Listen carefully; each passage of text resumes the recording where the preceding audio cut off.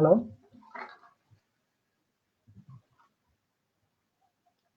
Hello.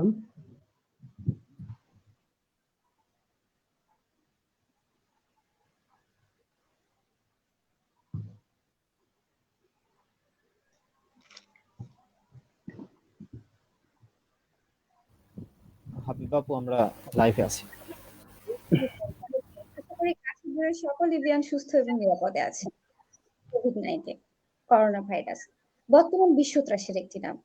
2019 সালের 31 December চীনের Hubei প্রদেশের উহান শহরের প্রথম যখন এই অজানা ভাইরাস সম্পর্কে জানা যায়, চিন্তাও করতে পারেনি যে এই ভাইরাসটি পরে 6 মাসের মধ্যে পুরো পৃথিবী বিধ্বস্ত করে দেবে। মাত্র 17 মাসের ব্যবধানে বিশ্বে আক্রান্ত হয়েছে 17 কোটি 10 লক্ষেরও বেশি মানুষ, আর প্রাণ হারিয়েছে 35,56,000। বাংলাদেশে আক্রান্ত হচ্ছে 7,98,000 মানুষ, যেখানে মৃতের সংখ্যা 12,583 জন। দর্শক, আমরা যদি আরেকটি সমীকরণের দিকে তাকাই, করোনা মহামারীর এই সময়ে বিশ্ববিদ্যালয় শিক্ষার্থী আত্মহত্যা করেছে 27 জন হতাশায়। এর মাঝে শুধু ঢাকা বিশ্ববিদ্যালয়েরই আছে 11 জন। আজ আপনাদের মাঝে নিয়ে এসেছি বর্তমান সময়ের সবচেয়ে আলোচিত প্রশ্ন নিয়ে তার উত্তরের খোঁজে। বর্তমান পরিস্থিতিতে শিক্ষা প্রতিষ্ঠান বন্ধ রাখা কতটা যৌক্তিক? সঞ্চালনায় আছি আমি উম্মে হাবিবা, হিসাব বিজ্ঞান ও তথ্য পদ্ধতি বিভাগ। এছাড়াও আমাদের সাথে আজ এই গুরুত্বপূর্ণ বিষয় নিয়ে আলোচনা করবেন ইবির 3 মেধাবী শিক্ষার্থী। প্রথমেই আছেন শাহাদাত হোসেন রাজিন, পরিসংখ্যান বিভাগ 16-17 শিক্ষাবর্ষ। এরপর আছেন আপনাদের সকলের পরিচিত মুখ Nowrin Nusrat, law and land management বিভাগ 17-18 শিক্ষাবর্ষ। ওনারা আজ কথা বলবেন অবিলম্বে শিক্ষা প্রতিষ্ঠান খুলে দেওয়ার পক্ষে। এবং আমাদের সাথে আছেন শিহাবউদ্দিন, আইন বিভাগ 18-19 শিক্ষাবর্ষ। শিহাব আজ কথা বলবেন ভ্যাকসিনেশনের পর শিক্ষা প্রতিষ্ঠান খুলে দেওয়ার পক্ষে। এছাড়াও আপনাদের জন্য রয়েছে একটি বিশেষ চমক, সেটি জানতে হলে আমাদের সাথেই থাকুন। প্রথমে চলে যাব নওরিন নুসরাতের কাছে। আপনার 1 মিনিট 40 সেকেন্ডের একটি ভিডিও ভাইরাল হয়েছে। সেখানে আমরা দেখতে পেয়েছি আপনি অত্যন্ত সুন্দরভাবে কিছু কথা গুছিয়ে বলার চেষ্টা করেছেন। যদি এ বিষয়ে বিস্তারিত বলতেন। অসংখ্য ধন্যবাদ সঞ্চালক উম্মে হাবিবাকে আমাকে সুযোগ প্রদানের জন্য। প্রথমেই আসি ভিডিওর বিষয়ে, সেটি হচ্ছে সেখানে কয়েকটি বিষয় আমি খুব সংক্ষিপ্ত আকারে তুলে ধরার চেষ্টা করেছি। সাধারণ শিক্ষার্থীদের যে দাবিগুলো, যে ক্ষোভগুলো আমাদের গত 1.5 বছর যাবত মনে জমা আছে, সেই ক্ষোভ থেকে আসলে সাধারণ শিক্ষার্থীদের যে মনে প্রাণের যে দাবিগুলো, যে চাওয়াগুলো, সেগুলো ফুটিয়ে তোলার চেষ্টা করেছি। তার মধ্যে প্রথমে আমি দুইটি বিষয় নিয়ে কথা বলছি। একটি হচ্ছে তারিখের পর তারিখ পরিবর্তনের কারণে শিক্ষার্থীদের মানসিক অবস্থা কি হচ্ছে এবং এর কারণে শিক্ষার্থীদের উপর কি ধরনের প্রভাব পড়ছে, এবং দ্বিতীয় যে বিষয়টি আমি এখন আলোচনা করব সেটি হচ্ছে যে এই যে দীর্ঘ ছুটি, এই দীর্ঘ ছুটির কারণে কতজন শিক্ষার্থী প্রতিনিয়ত ঝরে যাচ্ছে। তো প্রথমে যে বিষয়টি সেটি হচ্ছে তারিখের পর তারিখ পরিবর্তন এবং এর কারণে শিক্ষার্থীদের উপর কি ধরনের প্রভাব পড়ছে। আমরা সবাই জেনে থাকি, জানি যে 17ই মার্চ 2020 একযোগে দেশের সকল শিক্ষা প্রতিষ্ঠান বন্ধ ঘোষণা করা হয় এবং সেই ছুটি ঘোষণা করা হয় 31শে মার্চ পর্যন্ত। আমরা সবাই ব্যক্তিগতভাবে আমি নিজেও 15 দিনের প্রস্তুতি নিয়ে বাসায় আসি এবং পরবর্তীতে করোনার প্রাদুর্ভাব বেড়ে যাওয়ার কারণে আমাদের ছুটি বর্ধিত হতে থাকে। প্রথমে ঈদ উল ফিতরের পর, তারপর ঈদ উল আজহার পর, এভাবে 10 দিন, 15 দিন, 20 দিন করে অল্প অল্প করে ছুটি বাড়ানো হয়। এতে করে কি হয়, এই যে 10 দিন, 15 দিন, 20 দিন করে ছুটি বাড়ানো হচ্ছে, আমরা কিন্তু একটি অনিশ্চয়তার মধ্যে চলে যাচ্ছি যে আদৌ ক্যাম্পাস খুলবে কিনা, 10 দিন পরেই যদি খুলে দেয়। এক্ষেত্রে আমরা যে সময়টি পেয়েছি, এই যে প্রায় 1.5 বছর পেয়েছি, এই সময়টি কিন্তু আমরা কোনোভাবে কাজে লাগাতে পারিনি। আমাদের যদি কি জানা থাকতো এই যে এই দীর্ঘ ছুটি এত বেশি দীর্ঘায়িত হবে, এক্ষেত্রে নীতি নির্ধারকরা যদি বা কর্তৃপক্ষ যদি আরেকটু সচেতন হতেন, একটু সচেতনতার সাথে যদি আমাদের এই ছুটির বন্ধটি ঘোষণা করতেন, কবে নাগাদ সবকিছু স্বাভাবিক হবে এটি নিয়ে যদি একটু সতর্কতার সাথে দেখতেন, তাহলে হয়তো আমরা যে 1.5 বছর একেবারে জলে ফেলে দিলাম, এটি হয়তো আমাদের সাথে হতো না। এটি একটি বিষয় যে আমরা এই 1.5 বছর মূলত অল্প অল্প করে ছুটি বাড়ানোর কারণে কোনো কাজেই লাগাতে পারি। আরেকটি বিষয় হচ্ছে করোনাকালীন দীর্ঘ ছুটির কারণে যে শিক্ষার্থী ঝরে যাচ্ছে প্রতিনিয়ত। অন্যান্য ক্ষেত্র তো বটেই, আমরা কিন্তু এটি জানি যে আমরা যারা পাবলিক বিশ্ববিদ্যালয়ের শিক্ষার্থী, তাদের কিন্তু সিংহভাগই অসচ্ছল পরিবার থেকে আসা। কেউ কেউ হয়তো হলে বা মেসে থেকে টিউশনি করে নিজের খরচ চালাতো, আবার পরিবারকেও চালাতো। সেক্ষেত্রে এই যে দীর্ঘ ছুটির কারণে হল বা মেস বন্ধ আছে, সেই সকল শিক্ষার্থীদের বর্তমান অবস্থা কি, তাদের পরিবারের অবস্থাই বা কি, আমরা কিন্তু সেটি বিবেচনা করিনি। খবর নিয়ে দেখা যাবে যে সেই সকল শিক্ষার্থীর বর্তমান অবস্থা কিন্তু সেই বাবার সাথে হাল ধরা, বাবার সাথে কাজ করছে, কেউ হয়তো বাবার সাথে বিজনেস করছে, সেক্ষেত্রে তার হাতের যে বইটি সেটি কিন্তু তাকে নামিয়ে রাখতে হচ্ছে। অনেক প্রত্যন্ত অঞ্চলে ইন্টারনেট সেবা পৌঁছায় না, কিন্তু যে সকল প্রত্যন্ত অঞ্চলে ইন্টারনেট সেবা পৌঁছাচ্ছে, কিন্তু এই যে তার একটি পারিবারিক দায়বদ্ধতা রয়েছে, তার কারণে কিন্তু তাকে ওই সময়টি অনলাইন ক্লাসে অংশগ্রহণ না করে তাকে তার উপার্জনের দিকে নজর দিতে হচ্ছে। এটিগুলো ছেলে শিক্ষার্থীদের কথা। এবার আসি মেয়ে শিক্ষার্থীদের কি অবস্থা। আমরা জানি যে honours, third year, fourth year এই সময়টিতে হচ্ছে মেয়েদের পরিবারে এমনি একটি বিয়ের প্রেশার থাকে। তার মধ্যে যখন আমরা দেখছি দিনের পর দিন একটি কন্যা সন্তান ঘরে বসে আছে, তখন কিন্তু বাবা মা আরো বেশি ইনসিকিউর ফিল করছে। তখন তাদের মনে হচ্ছে যে মেয়েটিকে বিয়ে দিয়ে দিলে হয়তো আমাদের জন্য একটু ভালো হয়, মেয়ের একটি সুব্যবস্থা হয়। আবার অনেক ক্ষেত্রে দেখা যায় পরিবারে কিন্তু কোনো ছেলে সন্তান নেই, হয়তো মেয়ে সন্তান আছে, তার উপরে কিন্তু পরিবারের একটি দায়ভার থাকে, তাকে পড়ালেখা শেষ করে চাকরি করে পরিবারকে দেখতে হবে। কিন্তু এই যে দীর্ঘ সময় ছুটি, দীর্ঘ সময় বন্ধ, এক্ষেত্রে কবে নাগাদ পড়ালেখা শেষ হবে, কবে নাগাদ সে পরিবারের পাশে দাঁড়াবে, কবে নাগাদ সে পরিবারকে হেল্প করতে পারবে, এই বিষয়টি কিন্তু একটি ধোঁয়াশার সৃষ্টি করছে। সেক্ষেত্রে পরিবার কিন্তু বাধ্য হচ্ছে মেয়েকে পাত্রস্থ করতে। এখন এই বিষয়ে আমি একটি প্রতিবেদন যদি একটি উল্লেখ করি, সেটা হচ্ছে BRAC institute of governance of development অর্থাৎ BIGD এর গবেষণা মতে গ্রামাঞ্চলে শিক্ষার্থীদের পড়ালেখার সময় কমে গেছে 80%। ঢাকা বিশ্ববিদ্যালয়ের অধ্যাপক সৌমিত্র শেখর দেয়ের সূত্র মতে দেশের প্রায় 4.5 কোটি শিক্ষার্থী দৈনিক 18 কোটি শিক্ষা ঘন্টা নষ্ট হচ্ছে। কেন হচ্ছে? এই দীর্ঘ ছুটির কারণে তাদেরকে বিভিন্ন দায়বদ্ধতায় পড়তে হচ্ছে। কিন্তু সাধারণ শিক্ষার্থীদের থাকার কথা ছিল কিন্তু শিক্ষা প্রতিষ্ঠানে, তাদের এখন পড়ালেখা নিয়ে ব্যস্ত থাকার কথা ছিল, পড়ালেখা শেষ করে তাদের কিন্তু পরিবারকে দেখার কথা ছিল, কিন্তু সেটি আমরা পাচ্ছি না। আপাতত এটুকুই, পরে আবার আসছি। ধন্যবাদ নওরিন নুসরাতকে। এবার আমি চলে যাব শিহাবুদ্দিনের কাছে। শুনতে পাচ্ছেন? শিহাবুদ্দিন, ধন্যবাদ হাবিবা আপু। আমি আপনাকে শুনতে পাচ্ছেন জিজ্ঞেস আমাকে? করতে চাই, জি আপনাকে শোনা যাচ্ছে, নওরিন নুসরাতের বক্তব্য আপনি কিভাবে নিচ্ছেন, এর প্রেক্ষিতে আপনি কি বলতে চান? ধন্যবাদ। সম্প্রতি আমরা নওরিন আপুর একটি বক্তব্য দেখেছি এবং সেটি রীতিমতো সবার মাঝে ছড়িয়ে গেছে এবং তার পরিপ্রেক্ষিতে আমরা সবাই সচেতন হচ্ছি। আমি আমার বক্তব্য শুরু করতে চাই একটি কথা বলে, যে এই মুহূর্তে যদি বিশ্ববিদ্যালয় বা শিক্ষা প্রতিষ্ঠান খুলে যেত, তো আমার থেকে বেশি খুশি বোধহয় আর কেউ হতো না। কারণ আমি আজ 14 মাস ক্যাম্পাসের বাইরে আছি। দেখুন, এখন সারা বিশ্বে একটি বৈশ্বিক মহামারী চলছে, যার প্রকোপ আমাদের বাংলাদেশেও এসেছে এবং ফলশ্রুতিতে আমাদের বিশ্ববিদ্যালয় এবং সমস্ত শিক্ষা প্রতিষ্ঠান সেই 17 মার্চ থেকে বন্ধ রয়েছে। আপনি একটু মনে করে দেখতে পারেন যে আপনি যে বছরে বন্ধ হয়, ঠিক সে বছরে আপনি 21শে ফেব্রুয়ারিতে বিশ্ববিদ্যালয়ে ছিলেন, তার আগে বইমেলার সময় বিশ্ববিদ্যালয়ে ছিলেন। এখন আপনি বলুন, ওই সময় বিশ্ববিদ্যালয় বন্ধ না করে কি করা যেত? বিশ্ববিদ্যালয় বন্ধ করা বা শিক্ষা প্রতিষ্ঠান বন্ধ করা ছাড়া কোনো পথ ছিল না। একটু ফ্ল্যাশব্যাকে চলে যান, দেখুন সে সময় তখন ছাত্রদের বিশ্ববিদ্যালয় বন্ধের জন্য ঠিক আপনারাই সবাই তখন সরকারকে চাপ দিয়েছি, সবাইকে চাপ দিয়েছি যে আমাদের অতি বিলম্বে শিক্ষা প্রতিষ্ঠান বন্ধ করে দেওয়া হোক। তখন কিন্তু পত্রপত্রিকায় খুব সামান্য সংখ্যক মানুষ করোনায় আক্রান্ত হয়েছিল, এরকম রিপোর্ট আমরা দেখেছি। তো ঢাকা বিশ্ববিদ্যালয়ের একজন আক্রান্ত হওয়ার সাথে সাথে সারা দেশের শিক্ষা প্রতিষ্ঠান নড়ে চড়ে যায় এবং আমাদের অভিভাবকরা খুবই শঙ্কিত হয়ে ওঠে, যার ফলশ্রুতিতে তড়িৎ গতিতে আমাদের শিক্ষা প্রতিষ্ঠান বন্ধ হয়ে যায়। তো শিক্ষা প্রতিষ্ঠান বন্ধ হয়ে যাওয়ার সাথে সাথে আমাদের লেখাপড়ার যে দৈনন্দিন আমাদের যে রুটিন, আমাদের যে অভ্যাসগত যেভাবে আমরা লেখাপড়া করি, সেটার যে একটা পরিবর্তন আসবে, এটা মেনে নেওয়া ছাড়া আমাদের কোনো কিছু করার নেই। এখন বৈশ্বিক মহামারী, এটা ছোটখাটো কোনো রোগ না, কোনো আঞ্চলিক কোনো রোগ না, সারা বিশ্বে এটা ছড়িয়ে গেছে। সুতরাং আমাদের অল্প কিছু দিনের ছুটি দিয়ে সেটাকে রিকভার করার মতো অবস্থা ছিল না।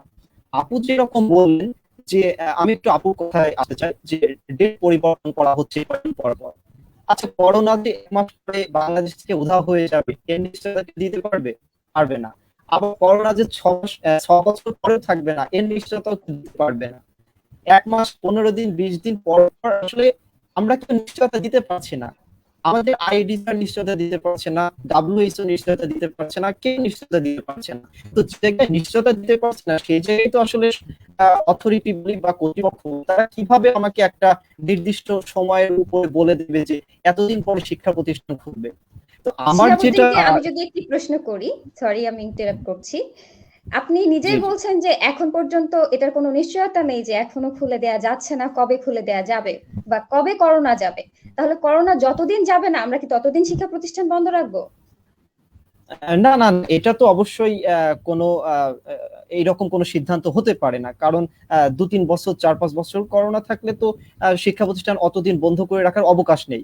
দেখুন গত বছরে যখন ইউনিভার্সিটি বন্ধ হয় তার 3 মাস পরেই কিন্তু ইউজিসি নড়ে চড়ে বসে এবং তখন সচেতন শিক্ষার্থী বলেন সবাই কিন্তু নড়ে চড়ে বসে যে আমাদের লেখাপড়া শুরু করতে হবে, এবং তার পরিপ্রেক্ষিতেই অনলাইনে যে ক্লাসের ব্যাপারটা সেটা আসে। এবং তারপরে কিন্তু কিছুদিন পরে দেখা গেল করোনার যে প্রথম যে ঢেউটা সেটা কমে যেতে থাকলো। এখন এর পরবর্তীতে কিন্তু এই যে আমরা আপু যেটা বললো যে শুধু ডেট পরিবর্তন ডেট পরিবর্তন, এই ডেট পরিবর্তনের খেলাটা এসেছে তখনই যখন দেখা যাচ্ছে ভালো হচ্ছে হচ্ছে। তো যেহেতু ভালো হচ্ছে হচ্ছে না এবং নির্দিষ্ট ডাটা থাকছে না, কোনো সঠিকভাবে বলা যাচ্ছে না, সুতরাং এই যে ডেট পরিবর্তন করা ছাড়া আসলে কোনো উপায় নেই। আর স্থায়ীভাবে যদি বলে দেয় 1 বছর বন্ধ থাকবে, এটা বললেই বরং ছাত্রদের বা শিক্ষার্থীদের মানসিক যে প্রেশারটা সেটা বরং আরো বেড়ে যাবে। তার থেকে 15 দিন 20 দিন পরে খুলবে এটা বললে বোধহয় আরো ওই যে চাপটা থাকে যে না আমার 15 দিন পরে ইউনিভার্সিটি শিক্ষা প্রতিষ্ঠান খুলে যাবে, সেই চাপটা আসলে থাকে না। কিন্তু যদি বলেন 6 মাস পরে খুলবে, জাস্ট আপনি ইমাজিন করেন যে 6 মাস পরে খুলবে, তো আপনি তো মানে অধিক শোকে কাতর হতে পারেন, আবার অতি আনন্দে ভেসেও যেতে পারেন। তো আপনার তো কথা আসলে ধরেই যদি বলতে চাই, আপনার কথা ধরেই যদি বলতে চাই, আমি শুধুমাত্র সান্ত্বনা নিয়ে বেঁচে থাকতে পারি না। এই সান্ত্বনা নিয়ে বেঁচে থাকতে থাকতে আমরা ইতিমধ্যে শুনলাম নরেন নুসরাতের কাছে অনেকে আত্মহত্যার পথ বেছে নিয়েছে, অনেকের বিয়ে হয়ে যাচ্ছে, অনেকের ফসলের মাঠে কাজ করতে হচ্ছে। তাহলে আপনি কি আহ আমাদের সান্ত্বনা দিয়ে রেখে দিতে চাচ্ছেন? জি না, অবশ্যই না। দেখুন নরিন আপু যে কথাটা বললেন ওনার কথা থেকে নিচ্ছি যে দীর্ঘ এই সময়ে মানসিক অবস্থা আমাদের খারাপ হয়ে যাচ্ছে। তো পত্রপত্রিকায় বিশিষ্ট জনেরা বলছেন যে আমাদের মানসিক যে অবস্থা সেটা আগের মতো নেই শিক্ষার্থীদের, এটা আসলে একটা স্বাভাবিক প্রক্রিয়া। কিন্তু আপনাকে একটু বিবেচনা করতে হবে যে এই এই অবস্থায় মানসিক যে আমাদের যে মানসিক সিচুয়েশন একটু যে খারাপ হয়ে যাচ্ছে, কিন্তু এর থেকে পরিত্রাণের দিকে যেতে হবে। এটা হচ্ছে না, এটা তো আমি অস্বীকার করব না, এটা অস্বীকার করার আচ্ছা, সাধ্য কারণ অনেক নেই। ধন্যবাদ। তো শিহাবুদ্দিনকে অনেক ধন্যবাদ। ধন্যবাদ। আমরা আবার আসবো আপনার কাছে। এর মাঝে চলে যেতে চাচ্ছি রাজিন ভাইয়ের কাছে। ভাইয়ের কাছে প্রশ্ন রাখতে চাই, বর্তমান সময়ে যেখানে সীমান্তবর্তী এলাকাগুলো রেড জোন হিসেবে চিহ্নিত হচ্ছে, যেখানে চাপাই আজকে হট রেড জোন। এই অবস্থায় আপনারা কিভাবে দাবি করছেন যে সমস্ত শিক্ষা প্রতিষ্ঠান, সমস্ত জায়গার সমস্ত লেভেলের শিক্ষা প্রতিষ্ঠান খুলে দেওয়া সম্ভব? এটা কতটুকু যুক্তিযুক্ত? আপনার মিউট করা আছে। আমাকে শুনতে পাচ্ছেন? জি, আপনাকে শুনতে পাচ্ছি। আচ্ছা, আপনার প্রশ্ন চাঁপাডাবগঞ্জ সহ নীলফামারী কয়েকটা এলাকা রেড জোন। আমরা এই অবস্থায় কেন শিক্ষা প্রতিষ্ঠান খুলে দিতে বলতেছি এবং আন্দোলন করতেছি? এখন জি। কথা হচ্ছে যে আমার অপোনেন্ট শিহাবুদ্দিন বলে গেলেন যে শিক্ষা প্রতিষ্ঠান 15 দিন করে একটা আশ্বাস দেওয়ার মতন আশ্বাস দিয়ে রাখতেছে যে খুলে দেবো খুলে দেবো খুলে দেবো। এটা কি একটা প্রহসন না? আমার যে এলাকাগুলো রেড জোন, যে এলাকাগুলোতে নীলফামারী, চাঁপাইনবাবগঞ্জ, এই এলাকাগুলোতে যে ভারতীয় ভ্যারিয়েন্ট বা এর জন্য তো রেড জোন। তো এই এলাকাগুলোতে আপনি দেখেন যে রেড জোনে যা আছে, যে মানুষগুলো আক্রান্ত হয়েছে তারপর থেকে রেড জোন, সেই মানুষগুলো কারা? এই মানুষগুলো কি শিক্ষার্থী না শ্রমজীবী মানুষ?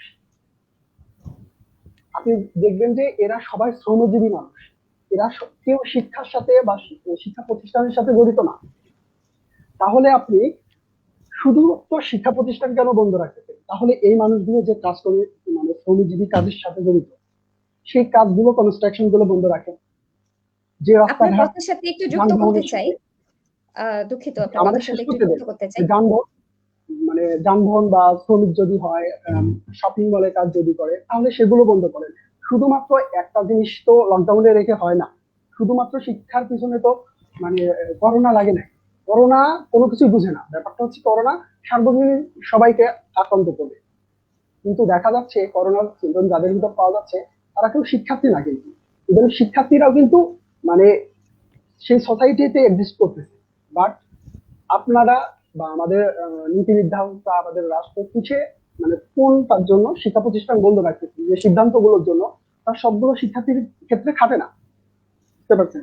তাহলে আমরা কেন শুধু শিক্ষা প্রতিষ্ঠান বন্ধ রাখবো, কোনোদিন করে প্রহসন করবো? আমাদের রাষ্ট্র বা আমাদের নীতি নির্ধারকরা, আমাদের পরিবারে যেমন আমাদের একজন নীতি নির্ধারক আছে, আমাদের পরিবারে যেমন একজন ডিসিশন মেকার আছে, তাই না? তো আমাদের সিদ্ধান্ত ডিসিশন মেকার পরিবারে যদি বারবার ভুল করে, সেই পরিবার ভালো থাকতে পারে না, টিকে থাকতে পারে না, সবকিছুতে উন্নতি করতে পারে না। ঠিক সেরকম আমাদের নীতি নির্ধারক, আমাদের রাষ্ট্রের কিছু সিদ্ধান্তে আমার মনে হয় যে মারাত্মক গলদ আছে, যার জন্য আমরা শুধুমাত্র শিক্ষা প্রতিষ্ঠানের পিছনে লেগে আছি, যে শিক্ষা প্রতিষ্ঠান বন্ধ থাকলেই করোনা যেন নিয়ন্ত্রণ হয়ে যাচ্ছে। ব্যাপারটা কি এই নয়? আপনার কথার সাথে একটু যুক্ত করতে চাই, শুধুমাত্র কিন্তু শ্রমজীবী বা অন্য বয়সের লোকেরাই আক্রান্ত হচ্ছে না, আমাদের অনেক বন্ধু আক্রান্ত হয়েছে। আমরা জেনেছি যে অনেকে সুস্থ হয়েছে, অনেকে এখনো আক্রান্ত হচ্ছে। এবং সেই সাথে আমি আপনাকে যে প্রশ্নটি করেছিলাম, যেটি ভারতীয় ভ্যারিয়েন্ট দেখা দিয়েছে আমাদের দেশে, যার জন্য রেড জোন করা হয়েছে। তো ভারতীয় ভ্যারিয়েন্ট কিন্তু প্রত্যেক বয়সের সবার আক্রান্ত হওয়ার একটা সম্ভাবনা রয়েছে। এ ব্যাপারটি কিভাবে দেখছেন? দেখেন, সবার ইমিউনিটি সিস্টেম এক না, মানে সবার মানে রোগ প্রতিরোধ ক্ষমতা একরকম না। তো আমাদের যে বয়সের শিক্ষার্থীরা সাধারণত যারা বিশ্ববিদ্যালয় বা স্কুলগামী বাচ্চারা যারা, আপনার দেখবেন যে আপনি যদি সংক্রমকের হার যদি দেখেন, তাহলে 0 থেকে 6 বছর বয়সের বাচ্চাদের বা 17 বছর বাচ্চা বা বয়সী শিশু কিশোর, এদের আক্রান্তের হার মাত্র 0.06%। এরপর 17 থেকে 31 বছর বয়সী বা 30 বছর বয়সী, এরা যারা শিক্ষার সাথে জড়িত, তাদের মাত্র 2%। এরপরে আপনার বয়স্ক মানে এরপরের লেভেলের বয়সের যাদের আছে, তাদের 3.9% আক্রান্ত হচ্ছে। তাহলে আক্রান্ত বেশি হচ্ছে কারা? ছাত্রছাত্রী, যারা শিক্ষার সাথে সংশ্লিষ্ট, যারা স্কুলগামী বা বিশ্ববিদ্যালয়গামী, তারা নয় কিন্তু। তাহলে কেন শুধুমাত্র স্কুল বন্ধ রাখতে হবে, শিক্ষা প্রতিষ্ঠান বন্ধ রাখতে হবে, ভার্সিটি বন্ধ রাখতে হবে? এটা তো কোনো সলিউশন হয় না। একটা জাতি, শিক্ষা জাতির মেরুদণ্ড, আমরা ছোটবেলা থেকে অনেক শুনছি। তাহলে জাতির মেরুদণ্ড ভেঙে দিয়ে একটা জাতি কখনোই উন্নতি করবে না। এই ক্ষতিটা শিক্ষা কার্যক্রম বন্ধ রেখে, স্কুল প্রতিষ্ঠান বিশ্ববিদ্যালয় বন্ধ রেখে যে ক্ষতিটা হচ্ছে, এটা হয়তো আমাদের নীতি নির্ধারকরা বা রাষ্ট্র বুঝতে পারছে না, কারণ এটা জিডিপিতে হিসাব করা যায় না। দেশে বন্যা হলে, মহামারী হলে যে ক্ষতিটা হয়, যেটা আমাদের দেশের জিডিপির উপরে মারাত্মক প্রভাব ফেলে, কিন্তু শিক্ষার যে ক্ষতিটা হচ্ছে সেটা জিডিপিতে দেখা যায় না। সেজন্য হয়তো আমাদের নীতি নির্ধারকরা এই একটা জিনিস নিয়েই পড়ে আছে। কিন্তু আপনি দেখেন যে প্রাইমারি বা মাধ্যমিক, উচ্চ মাধ্যমিক লেভেলের যে ছাত্ররা এখন মানে পড়াশোনা বন্ধ করে বাসায় আছে, তারা কিন্তু সবাই ঝরে যাচ্ছে, বিভিন্ন গেমে আসক্ত হচ্ছে, মাদকে আসক্ত হচ্ছে। ইভেন আমি কুষ্টিয়াতে যেহেতু থাকি, কুষ্টিয়ার অবস্থা বলি, যে কুষ্টিয়ার ম্যাক্সিমাম মাধ্যমিকের ছেলে মেয়েরা, শিশু কিশোররা কিশোর গ্যাং তৈরিতে ব্যস্ত। তাহলে দেখেন যে ইভেন এখানে বেশ কয়েকটা অকারণ ঘটে গেছে, যে শিশু কিশোররা কিশোর গ্যাং হওয়ার পরে তারা একে অপরকে ছুরি মারছে। আর সেটা নিয়ে বেশ ভালো আলোচনা ছিল। ইভেন এই শিশু কিশোরদের পর্যন্ত অ্যারেস্ট করতে হচ্ছে। আপনি দেখেন যে বাচ্চারা স্কুলে থাকবে, পরীক্ষা দিবে, তারা আজ পুলিশের কাছে অ্যারেস্ট হচ্ছে, রাষ্ট্রের কাছে অপরাধী হিসাবে চিহ্নিত হচ্ছে। তাহলে আপনি দেখেন টোটাল বাংলাদেশে যদি হিসাব করতে যান বা দেখতে যান, তাহলে কত হিউজ অ্যামাউন্ট স্টুডেন্টরা বিপথে চলে যাচ্ছে, ঝরে যাচ্ছে। তাহলে আমাদের কি করা উচিত? আমাদের অবশ্যই শিক্ষা প্রতিষ্ঠান খুলে দেওয়া উচিত। আপনার সাথে একটি কথা যুক্ত করতে চাই, অবশ্যই শিক্ষা প্রতিষ্ঠান খুলে দেওয়া উচিত। আপনাকে যদি এখন বলা হয় যে হ্যাঁ আমি শিক্ষা প্রতিষ্ঠান খুলে দিচ্ছি, যদি শিক্ষামন্ত্রী এটা জানান, যদি প্রশাসন এটা জানায়, সেক্ষেত্রে ইবি যদি খুলে দেওয়া হয়, ইবিতে কি কি সুরক্ষা দরকার, কি কি রূপরেখার মাধ্যমে ইবি খুলে দেওয়া সম্ভব বলে আপনি মনে করেন? রোডম্যাপ সাধারণত আমি দেওয়ার কেউ না, রোডম্যাপ দেবে প্রশাসন। আর আমাদের প্রশাসন রোডম্যাপ দেওয়ার অনেক সময় পাইছে, দীর্ঘ সময় পাইছে। ইভেন ইনারাই এখনো চাইলে পারে যে আমার 2 মাসের ভিতর রোডম্যাপ তৈরি করে দেন, তারপর আমি খুলে দিচ্ছি। এটা যদি মানে এই রোডম্যাপ তৈরি করার দায়িত্ব কিন্তু আমার না, রাষ্ট্রের এনাতার কিছু মানুষ আছে যারা এই জিনিসগুলো ভালো বুঝবে, ভালো পারবে, কি কি করলে আমাদের সংক্রমক হওয়ার থাকবে না, চান্স থাকবে না, এনারা করবেন। তারপরেও এনাদের আমরা কি করতে পারি, আমরা একটা কিছু বলতে পারি বিভিন্ন অর্গানাইজেশন হয়ে আমরা Just যে আপনি ক্যাম্পাসে ঢোকার মেইন গেটে হ্যান্ড স্যানিটাইজার রাখেন, মাস্ক রাখেন, যাদের কাছে মাস্ক থাকে না তাদের অবশ্যই মাস্ক দিতে হবে, বাধ্যতামূলক মাস্ক ব্যবহার করতে হবে, টেম্পারেচার রিডার রাখতে হবে। 37.5 এর যদি বেশি কারো টেম্পারেচার রিডারে পাওয়া যায় তার অবশ্যই আইসোলেশনের ব্যবস্থা করতে হবে।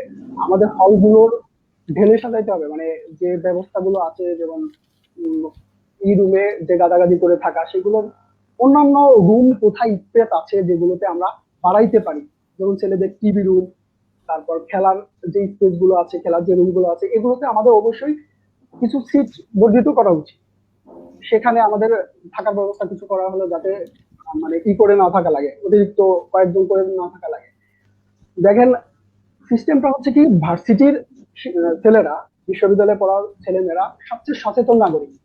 এরা নিজেরাই বিভিন্ন অর্গানাইজেশন করে গেলে মানুষকে সচেতন করার জন্য। এখন যদি আপনি তাদের অজুহাত দেখান যে তারা সচেতনতা যদি না মানে তাহলে নিজেরা আক্রান্ত হবে, আমাদের একটা বৈশ্বিক আরো একটা বড় ধাক্কা খাবো, তাহলে আপনারা একটা ভুল।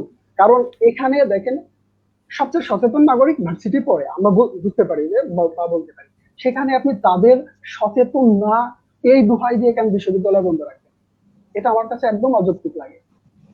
জি, আপনাকে আর অনেক ধন্যবাদ। আমরা অনেক সুন্দর তথ্য পেয়েছি। আমরা আবার আসবো আপনার কাছে। আর এই যে রোড ম্যাপের আরেকটা অংশ, বিভিন্ন ডিপার্টমেন্ট অবশ্যই এখানে কিছু ডিপার্টমেন্টের উপরে কিছু সিদ্ধান্ত দিয়ে দিতে হবে যে আপনারা কিভাবে করলে আপনাদের কোন কোন সেমিস্টারে বা কোন কোন ইয়ারের পরীক্ষা আগে আগে নিলে পারে আপনার ভালো হয়, সেটা আপনি নেন। আর যে যে ইয়ারের পরীক্ষা থাকবে, যে সেমিস্টারের পরীক্ষা থাকবে, ওই দিন মাত্র তারাই যাবে। এখন 3 দিন গ্যাপ দেবেন না তাদের পরীক্ষা, 4 দিন গ্যাপ দেবেন, কিভাবে নিবেন এটা আপনারা নিজেরা সিদ্ধান্ত করবেন। আমরা কেন রোড ম্যাপ দিতে যাব? আমরা রোড ম্যাপ দিব না তো। রোড ম্যাপ দেওয়ার রাষ্ট্রের যেমন এত বড় বড় সিদ্ধান্ত নেওয়ার লোক আছে, তাও ভুলভাল সিদ্ধান্ত নিচ্ছে, এত ভুলভাল সিদ্ধান্ত নেওয়ার লোক আছে, তাইলে ওনারা একজন ভালো সিদ্ধান্তদাতারাও বেছে নিতে পারেন, কিন্তু তারা সেটা করেন না কেন? জি, আপনার সাথে কথা বলে অনেক ভালো লাগলো। আমরা আবার আসবো আপনার কাছে। এর মাঝে চলে যেতে চাই শিহাবুদ্দিনের কাছে। এ ব্যাপারে আপনার কি তথ্য? আপনি কি বলতে চান? আমি আসলে রাজিন ভাইয়ের সাথে একমত না। একটা ব্যাপারে রাজিন ভাই যেটা বললো যে রোড ম্যাপ দেওয়ার আমরা কে, আমরা হচ্ছে বিশ্ববিদ্যালয়ের স্টেক হোল্ডার। শিক্ষার্থীরা ইউনিভার্সিটি বা প্রতিষ্ঠানে যাচ্ছে বলেই প্রতিষ্ঠানগুলো সচল। তো বিশ্ববিদ্যালয়ের যে নিরাপত্তা ব্যবস্থাগুলো নেওয়া যেতে পারে সেই জায়গায় আমাদের কাজ করতে হবে। এখানে কথা প্রসঙ্গে একটা ব্যাপার চলে আসছে। আপনার কাছে আবার আসবো আমরা। আপনি ভাই প্লিজ আপনি পরে বলবেন। দেখুন, এই 2-3 দিন আগে হার্ভার্ড ইউনিভার্সিটির একটা ভিডিও দেখলাম যে সেখানে তারা কিভাবে দিন যাপন করছে। তো একটা শিক্ষার্থী সে তার রুম থেকে বের হচ্ছে, হ্যান্ড স্যানিটাইজার করে যাচ্ছে, তারপরে সে রুম থেকে বের হচ্ছে, সেখান থেকে আরেকবার স্যানিটাইজার করে নিয়ে যাচ্ছে, তারপরে সে যখন ডাইনিং এ যাচ্ছে সেখানে যাওয়ার পরে তার করোনার সার্টিফিকেট, যে ডিজিটাল যে সার্টিফিকেট সেটা দেখানো লাগছে, তার ক্লাসরুমের দিকে যে চলে সেই করোনা ডিজিটাল সার্টিফিকেট দিয়ে সেটা বারবার স্ক্যান করা লাগছে এবং তাকে দু একদিন পর পর কোভিড টেস্ট করা লাগছে। এই যে ফ্যাসিলিটি গুলো, এগুলো কি আসলে আমরা প্রোভাইড করতে পারবো? এগুলো আসলে আমরা প্রোভাইড করতে পারবো না। কিন্তু কথা হচ্ছে আমাদের বাংলাদেশের পার্সপেক্টিভে আমাদের এখানে আমরা ছাত্ররা আমাদের নিজেদের স্বার্থে যা যা ভালো ভালো পদক্ষেপ সেগুলো আমাদের তুলে ধরতে হবে প্রশাসনের কাছে। ভাইয়ের সাথে আমি আসলে এই জায়গায় পুরোপুরি দ্বিমত। আচ্ছা, আর একটা ব্যাপারে একটু আগে আপু যেটা বললো যে এই কোভিড সিচুয়েশনে এর ভিতরে অনেক মানুষ আত্মহত্যা করছে আসলে, এবং আপনিও শুরুর বক্তব্যে বলেছিলেন যে অনেক মানুষ মারা গেছে। তো এই জায়গায় আমি একটা তথ্য দিতে চাই যে আমি ডেইলি ক্যাম্পাসে একটা রিপোর্ট দেখলাম যে 40 জন মারা গেছে এবং সেখানে বলছে যে 12 জন ঢাকা ইউনিভার্সিটি। আবার একই সাথে ডয়েসেভেলের একটা রিপোর্টে তারা আত্মহত্যার একটা যে পরিসংখ্যান দিয়েছে 2005 থেকে 2018, এর ভিতর 23 জন মারা গেছে। ইন্টারেস্টিং ব্যাপার হচ্ছে 2018-তে 7 জন। দেখেন 2018 সালে কিন্তু দেশে করোনা আসেনি, হ্যাঁ, এবং তার আগের 2 বছরে 3 জন 4 জন এভাবে মারা গেছে। করোনা আসার আগেই ঢাকা বিশ্ববিদ্যালয়ে একটা বছরে 7 জন মারা গেছে, আর এই করোনার প্রকোপ আসার পরে 12 জন। এখন এর ভিতরে একটা কথা বলি, পত্রিকা যখন রিপোর্ট করে সবাইকে ইনক্লুড করে। গত সপ্তাহে আপনি দেখে থাকবেন যে ঢাকা বিশ্ববিদ্যালয়ের ইনফরমেশন সায়েন্সের ভুল না বললে তো একজন শিক্ষার্থী মারা গেছেন, তো তাকেও আত্মহত্যার ভিতরে ঢুকিয়ে দেওয়া হয়েছে। কিন্তু আমরা কিন্তু পরবর্তীতে পত্রিকা মারফত দেখতে পাচ্ছি যে তিনি আসলে একটি এলএসডি নামক একটি ড্রাগ অ্যাডিক্টেড ছিলেন। তারপরে আজকে একটা কথা যদি বলি, নোয়াখালী বিজ্ঞান প্রযুক্তি বিশ্ববিদ্যালয়ের কৃষি বিজ্ঞানের একজন ছাত্র আজকে আত্মহত্যা করেছে ঢাকাতে, ঢাকা ক্যান্টনমেন্ট, তার বাসায়।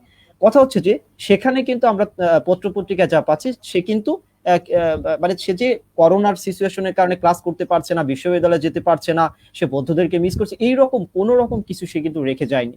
এছাড়াও আমরা চিটাগাং বিশ্ববিদ্যালয়ের রসায়নের একজন শিক্ষার্থী মারা গেলেন কয়েকদিন আগে, তিনিও কিন্তু আসলে কোনো ক্লু রেখে যান। আসলে আমাদের আবার আমি এখানে একটা কথা বলতে চাই, ইসলাম বিশ্ববিদ্যালয়ের কিন্তু আমরা জানি যে আমাদের দুজন সাবেক শিক্ষার্থী আত্মহত্যা করেছেন বা মারা গেছেন। তো এই দুইজনের একজন কিন্তু করোনার সাথে সম্পৃক্ত না।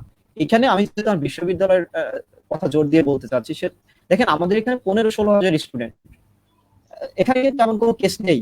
আবার রাজশাহী ইউনিভার্সিটিতে এর ভিতরে মাত্র 2 জন মারা গেছে। এখন 28 লাখ স্টুডেন্ট দেশে, হ্যাঁ, তো 28 লাখের ভিতরে আপনি 40 জনের পরিসংখ্যান দিয়ে যদি বলেন সবাই করোনার কারণে মারা যাচ্ছে, আসলে এই যুক্তিটা আমার মনে হয় না যে এটা খুব শক্ত একটা যুক্তি হবে। কারণ স্বাভাবিকভাবেই কিন্তু শিক্ষার্থীরা মারা যাচ্ছে, আর এই যে মারা যাওয়ার যে প্রবণতা, এটা বিগত কিছু বছর ধরে আছে। সুতরাং শুধু যে করোনার কারণে মারা যাচ্ছে, আমার মনে হয় না যে এরকমটা আমাদের ভাবা উচিত হবে। হ্যাঁ, করোনার কারণে শিক্ষার্থীদের মানসিক স্থিতিশীলতার যে জায়গাটা, সেই জায়গাটা একটা চাপ পড়ছে, এবং কিন্তু এই জায়গাটা নিয়ে আমাদের কাজ করতে হবে, আমরা অস্বীকার করবো না। কিন্তু আপনারা যে ইনফরমেশন দিচ্ছেন, আসলে এটার সাথে একমত হতে পারছি না। ধন্যবাদ। আচ্ছা, ধন্যবাদ শিহাবুদ্দিনকে, ধন্যবাদ অনেক। আমরা এবার চলে যাব নরেনের কাছে। নরেন, এই যে আমরা এখন অনলাইন ভিত্তিক শিক্ষা ব্যবস্থার কথা দেখছি, আবার দেখছি যে বিভিন্ন বেসরকারি বিশ্ববিদ্যালয়গুলোতে সেমিস্টারের পর সেমিস্টার তারা অনলাইনে পার করে যাচ্ছে। তো আপনারা এই শিক্ষা ব্যবস্থাটাকে কিভাবে দেখছেন, যেটা এখনো আমরা পাবলিক বিশ্ববিদ্যালয়ে বাস্তবায়ন করতে পারিনি পুরোপুরি? আপনাকে অসংখ্য ধন্যবাদ আমাকে আরেকবার সুযোগ প্রদানের জন্য। আমি অনলাইন ব্যবস্থায় যাব, তার আগে একটু কথা বলছি আরেকবার মানসিক অবস্থা ও করোনাকালীন আত্মহত্যা নিয়ে। এবং এই প্রসঙ্গটি শুরু করার আগে আমি একটি প্রশ্ন রাখতে চাচ্ছি আপনাদের সবার কাছে। করোনায় আক্রান্ত হয়ে কতজন শিক্ষার্থী মৃত্যুবরণ করেছে? এই প্রশ্নটি আমি উত্তর করব না, আপনারা যে কেউ এখানে আমাকে উত্তর করতে পারেন।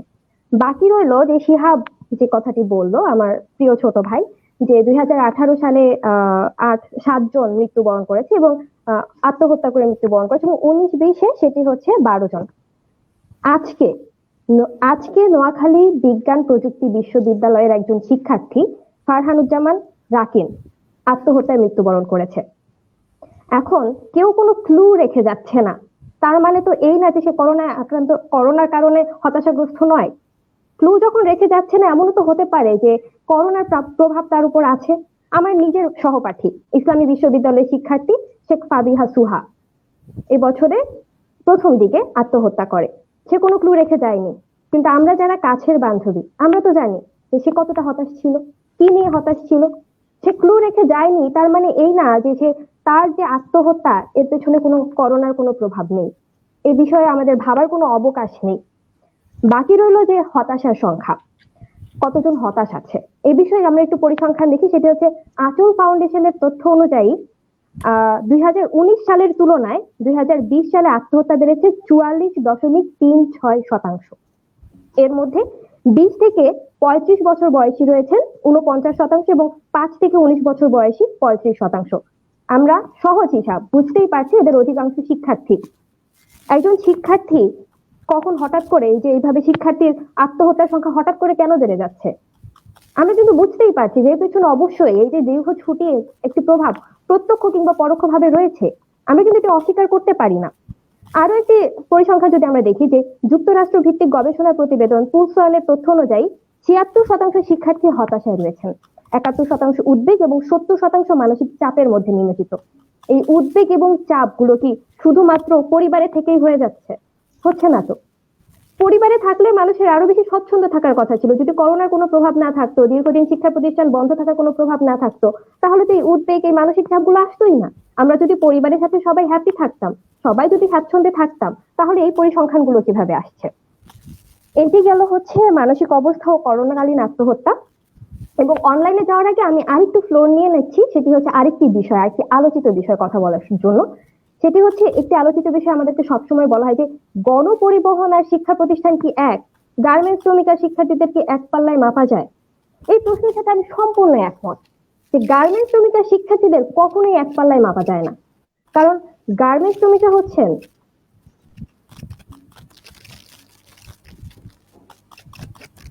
দুঃখিত নরেন, হ্যালো, আমরা আপনাকে শুনতে পাচ্ছি না। আমাকে শোনা যাচ্ছে? হ্যাঁ, আপনাকে এখন শোনা যাচ্ছে। খুব সম্ভবত টেকনিক্যাল ইস্যু হচ্ছে। জি, আপু আমাকে এখন এখন শোনা যাচ্ছে? জি, শোনা যাচ্ছে। আচ্ছা, যেটি বলছিলাম সেটি হচ্ছে গার্মেন্টস শ্রমিক আর শিক্ষার্থীদের কিন্তু আমরা এক পাল্লায় মাপতে পারি না। যারা গার্মেন্টসে কাজ করেন তাদের অধিকাংশই কিন্তু স্বল্প শিক্ষিত। অন্যথায় আমরা যারা বিশ্ববিদ্যালয়ের শিক্ষার্থী তারা কিন্তু আহ বিশ্ববিদ্যালয়কে বলা হয় দেশের সর্বোচ্চ বিদ্যাপীঠ। সেক্ষেত্রে আমরা বিশ্ববিদ্যালয়ের শিক্ষার্থী কিন্তু সবচেয়ে সচেতন হতে পারতাম, সবচেয়ে সচেতনতার সাথে আমাদের শিক্ষা কার্যক্রম অব্যাহত রাখতে পারতাম। কিন্তু আমাদেরকে বলা হয় যে গার্মেন্টস শ্রমিকদের তাদের কাজ করতে দেওয়া হয়েছে, আপনাদেরকে করা হচ্ছে না, কারণ আপনাদের প্রতি আমরা অনেক বেশি সতর্ক, আপনাদের নিয়ে আমরা অনেক বেশি চিন্তিত। কিন্তু কথা হচ্ছে যে এটি কোন ধরনের চিন্তা? শিক্ষা প্রতিষ্ঠান বন্ধ রেখে আপনারা কি করোনা আটকাতে পারছেন? বাকি রইল গণপরিবহন। গণপরিবহনে কি কেবল পরিবহন শ্রমিকরাই উঠছে, কোনো শিক্ষার্থী কি ব্যবহার করছে না? অবশ্যই কোনো শিক্ষার্থী কিন্তু এর মধ্যে ঘরে বসে নেই, যে কর্তৃপক্ষ নিজেই স্বীকার করছে যে আহ কোনো শিক্ষার্থী ঘরে বসে নেই, তারা এদিক সেদিক যাতায়াত করছে। আর কেন করবে না? আমরা জানি যে প্রতিটি ক্লাস, প্রতিটি সেশন, প্রতিটি ডিপার্টমেন্টে আমাদের শিক্ষার একটি অংশই কিন্তু স্টাডি ট্যুর বা শিক্ষা সফর বলে আমরা যেটি জানি, সেটি কিন্তু একটা ম্যান্ডেটরি বিষয়। আমরা পড়ালেখার মধ্যে থাকার পরও আমাদের যে বোর্ডম চলে আসে, সেটাকে গ্রুম আপ করার জন্য কিন্তু আমাদেরকে একটি স্টাডি ট্যুর প্রতিনিয়ত ম্যান্ডেটরি করা হয়েছে আমাদের শিক্ষা কার্যক্রমের সাথে। সেখানে এতদিন আমরা শিক্ষা কার্যক্রমের বাইরে আছি, সেক্ষেত্রে আমাদের কিন্তু একটু গ্রুমিং আপের প্রয়োজন। সেই জায়গা থেকে আসলে আমরা কিন্তু কেউই ঘরে বসে নেই, এবং এর কারণে যে শিক্ষার্থীরা শুধু ঘরে বসে আছে, বিষয়টি মনে হয় ঠিক না। শিক্ষার্থীরা এদিক সেদিক যাতায়াত করছে, সবই হচ্ছে, কিন্তু শিক্ষা প্রতিষ্ঠান বন্ধ। এখন শিক্ষা প্রতিষ্ঠান খুলে দিলে সংক্রমণ বাড়বে, এটি একটি অজুহাত ছাড়া আর কিছু মনে হয় না। এবার চলে যাচ্ছি যে বিষয়ে উনি আমাকে জিজ্ঞেস করেছেন, সেটি হচ্ছে যে অনলাইন সিস্টেম। এখন অনেকে আমাকে বলে যে প্রাইভেট ইউনিভার্সিটি থেকে যদি সবাই অনলাইন পরীক্ষায় অংশগ্রহণ করতে পারছে, পাবলিক ইউনিভার্সিটি কেন পারছে না? এটি কি সহজ হিসাব যে প্রাইভেট ইউনিভার্সিটি সবাই হয়তো অনেকের ডিভাইস ক্রয় করার সামর্থ্য নেই, অনেকের হচ্ছে প্রত্যন্ত অঞ্চলে ইন্টারনেট কানেকশনই পায় না, অনেকে 60 থেকে 70% শিক্ষার্থী তো অনলাইন ক্লাসেই অংশগ্রহণ করতে পারছে না। তাদের জন্য এই অনলাইন পরীক্ষা ব্যবস্থা গ্রহণ কতটুকু যৌক্তিক? এই বিষয়ে যদি আমি একটি কথা বলি, সেটি হচ্ছে যে আমরা জানি যে ইউজিসি একটি ঋণের কথা বলেছেন, সহজ ঋণ। ঢাকা বিশ্ববিদ্যালয়ের অধ্যক্ষ professor doctor K M Saiful Islam Khan গত 29 তারিখে বাংলামিরর.নেটের একটি লাইভ অনুষ্ঠানে জানান যে ইউজিসির যে সহজ ঋণ, সেটি কিন্তু ঢাকা বিশ্ববিদ্যালয়ের শিক্ষার্থীদের কাছে শেষ পর্যন্ত পৌঁছায়নি। সেক্ষেত্রে যাদের কাছে ডিভাইস নেই, যাদের কাছে অনলাইন সেবা পৌঁছাচ্ছে না, যাদের কাছে ইন্টারনেট সেবা পৌঁছাচ্ছে না, তারা অনলাইন ক্লাসে কিভাবে অংশগ্রহণ করবে? অনলাইন ক্লাসে যেহেতু অংশগ্রহণ করতে পারছে না, সেহেতু অনলাইনে পরীক্ষা কিভাবে দিবে? এই বিষয়গুলো নিয়ে কিন্তু আমাদের ভাবতে হবে, এবং ভাবতে হবে বলেই এই ধরনের বাহানা, এই ধরনের সমাধান, এগুলো আসলে কোনো সমাধান না। এগুলো আমি বলবো একরকমের টাল বাহানা। এই ধরনের বাহানা থেকে বের হয়ে এসে অবিলম্বে স্বাস্থ্যবিধি মেনে সকল শিক্ষা প্রতিষ্ঠান এবং হল সমূহ খুলে দেওয়া এখন সময়ের দাবি। উম্মে হাবিবা।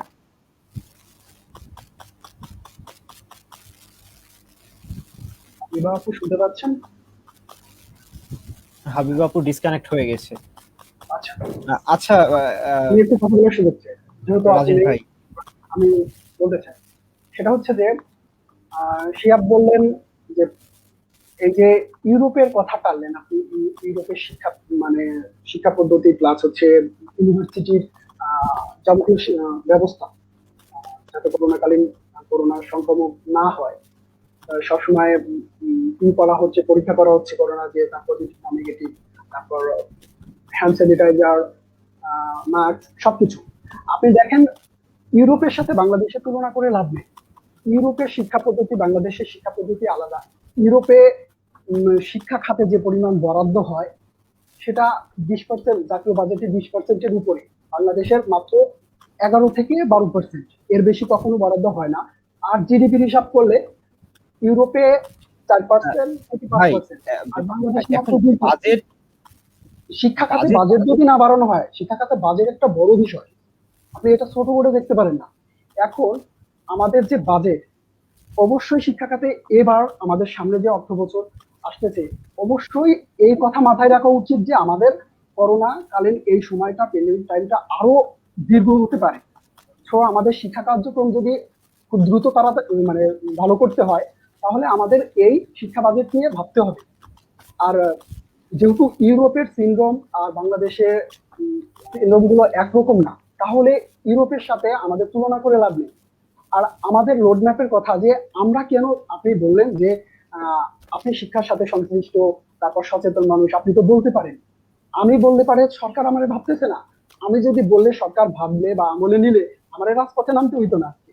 যে আমার শিক্ষা প্রতিষ্ঠান খুলে দেন, আমার বিশ্ববিদ্যালয় খুলে তাড়াতাড়ি পরীক্ষা নেন, আমার এগুলোর জন্য আন্দোলন করতে হতো না। এই সপ্তাহব্যাপী আমি দৈনিক আমার সহযোদ্ধাদের নিয়ে করতে হতো না। বুঝতে পারছেন?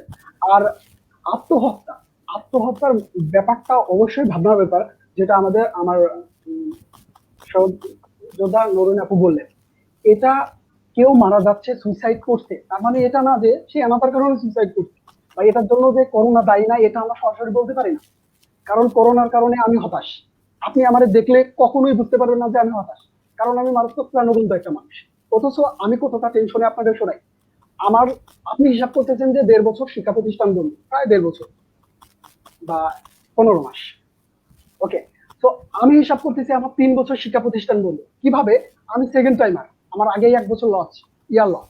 এরপর আমার ডিপার্টমেন্ট একটু ঢিলা, সো ডিপার্টমেন্টের সেশন জট আছে, তাহলে আমি আরো 6 মাস আগে থেকে সেশন জটে পড়ে আছি। তাহলে আমার আগেই 1.5 বছর সেশন জটে আমি আজকে ছিলাম। এরপর আমার 15 মাস চলে গেল। আপনি কিভাবে আমার 15 মাসের দোহাই দিচ্ছেন?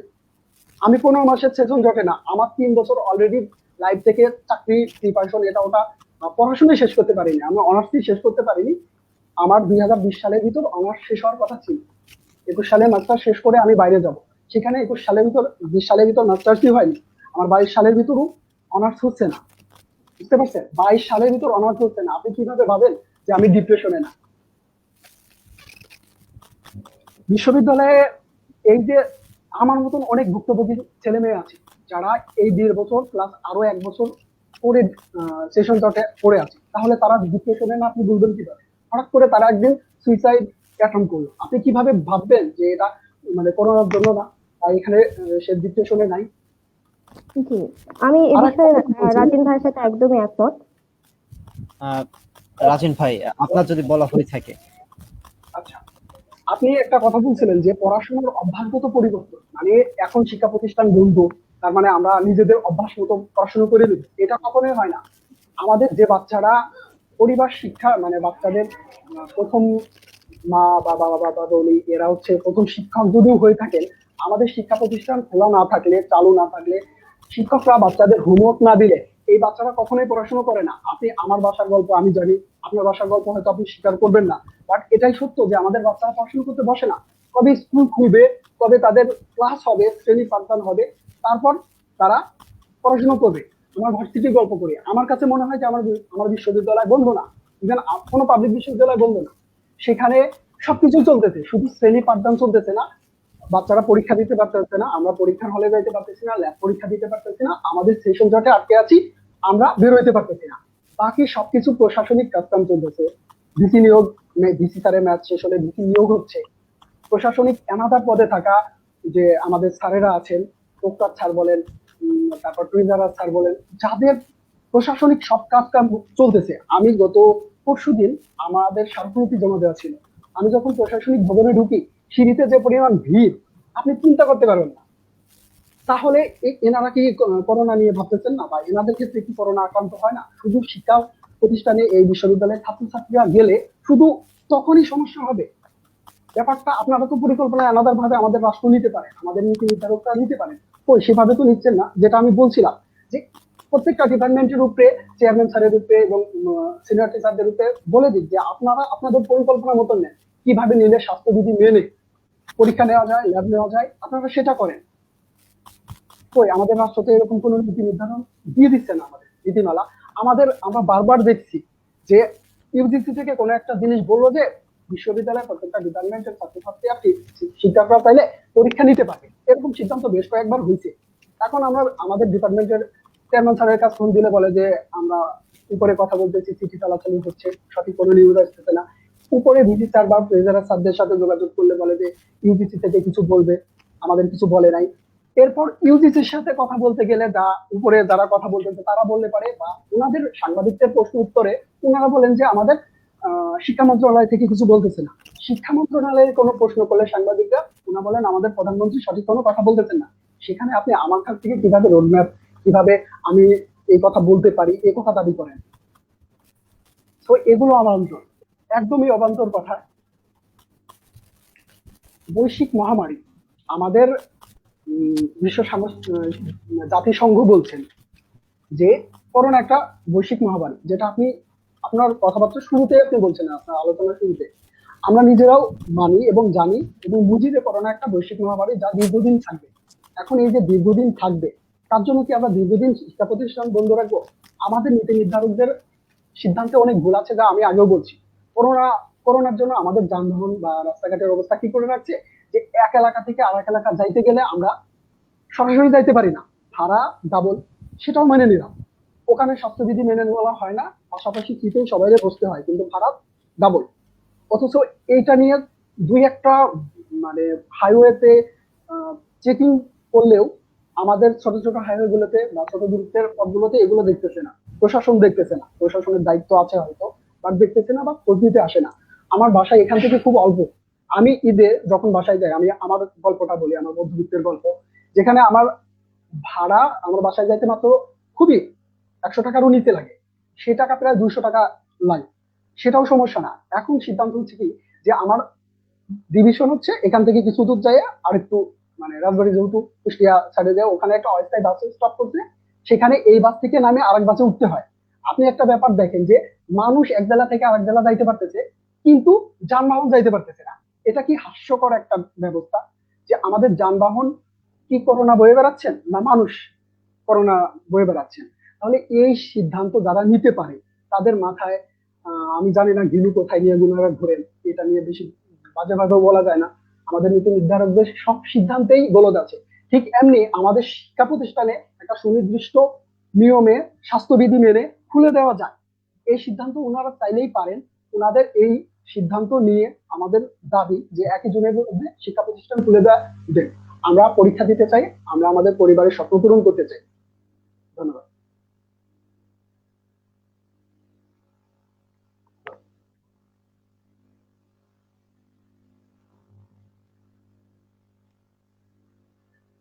হ্যালো, হাবিবা, আপনি কি আমাদের শুনতে পাচ্ছেন? হ্যালো হাবিবা আপু,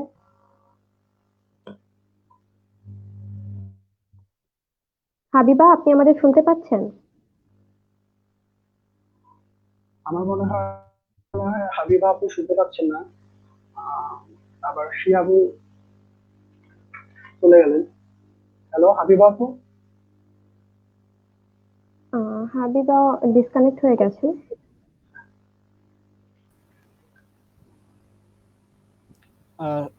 ভাইয়া আসলে আমার এখানে আসলে ইন্টারনেটের সমস্যার জন্য আমি ডিসকানেক্ট হয়ে গেছিলাম। তো আপনারা এত বেলা যা বললেন আমি শুনলাম, আসলে হাবিবা আপু নেই।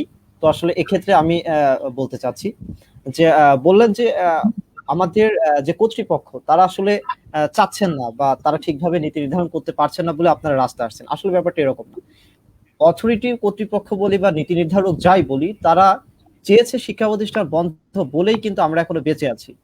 আপনি দেখেন, যদি শিক্ষা প্রতিষ্ঠান খোলা থাকতো, ঠিক অন্যান্য হাট বাজার বাইরে রাস্তাঘাটে যেভাবে মানুষ আক্রান্ত হচ্ছে, এই লাখ লাখ মানুষ আক্রান্ত হচ্ছে, এই শিক্ষা প্রতিষ্ঠান খোলা থাকলে ঠিকই আক্রান্ত হতো। আপনি জেনে থাকবেন যে আপনার বিশ্ববিদ্যালয়ে হ্যাঁ, কয়েকজন একটু শিক্ষক ইন্টারাপ্ট আক্রান্ত করছি, একটু ইন্টারাপ্ট করছি। আহ, হ্যাঁ হ্যাঁ বিষয়টি হচ্ছে আপনি তো একজন শিক্ষার্থী। এই যে গত 1.5 বছর শিক্ষা প্রতিষ্ঠান বন্ধ, এই 1.5 বছর কি আপনি কোথাও বের হননি? স্যার, এই না 1.5 বছর হ্যাঁ কি আপনি ঘরে বসেছিলেন?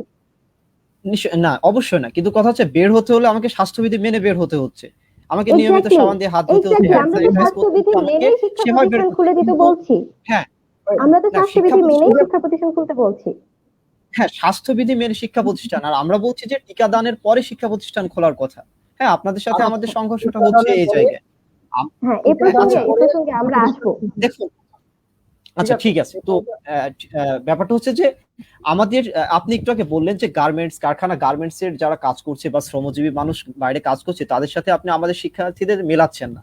খুবই একটা সুন্দর, এটা তো আপনার সাথে আমি একদম একমত। কারণ একজন গার্মেন্টস ওয়ার্কারের প্রতি সম্মান রেখেই বলছি যে তিনি আমাদের দেশের অর্থনীতির চাকাকে সচল রাখার জন্য দিনরাত কাজ করে চলছেন, এবং আমাদের দেশের অর্থনীতির যে রপ্তানি প্রক্রিয়া এটা স্থিতিশীল রাখার জন্য সরকার স্বাস্থ্যবিধি মেনে গার্মেন্টস খুলে দিয়েছে। একজন শিক্ষার্থী আর একজন গার্মেন্টস ওয়ার্কার বা একজন রিক্সা চালক, তাদের সাথে আমরা কম্পেয়ার করতে পারি না। দেখুন, প্রথমে যখন আইন শৃঙ্খলা বাহিনী খুব কঠোরভাবে লকডাউন দেয় এবং সেটা বাস্তবায়নের চেষ্টা করে, তখন আমরাই কিন্তু সোশ্যাল মিডিয়ায় একদম যে যার মতো করে লাফিয়ে পড়েছে যে কেন শ্রমজীবী মানুষদের ঘরে আটকে থাকতে হচ্ছে, তারা খাবে কি, তারা কি করবে। কিন্তু কথা হচ্ছে যে আবার তারা মারা গেলেও আমরা ঠিকই সেই জায়গা থেকে সবাই নিজেদের জায়গা থেকে সোচ্চার হচ্ছি।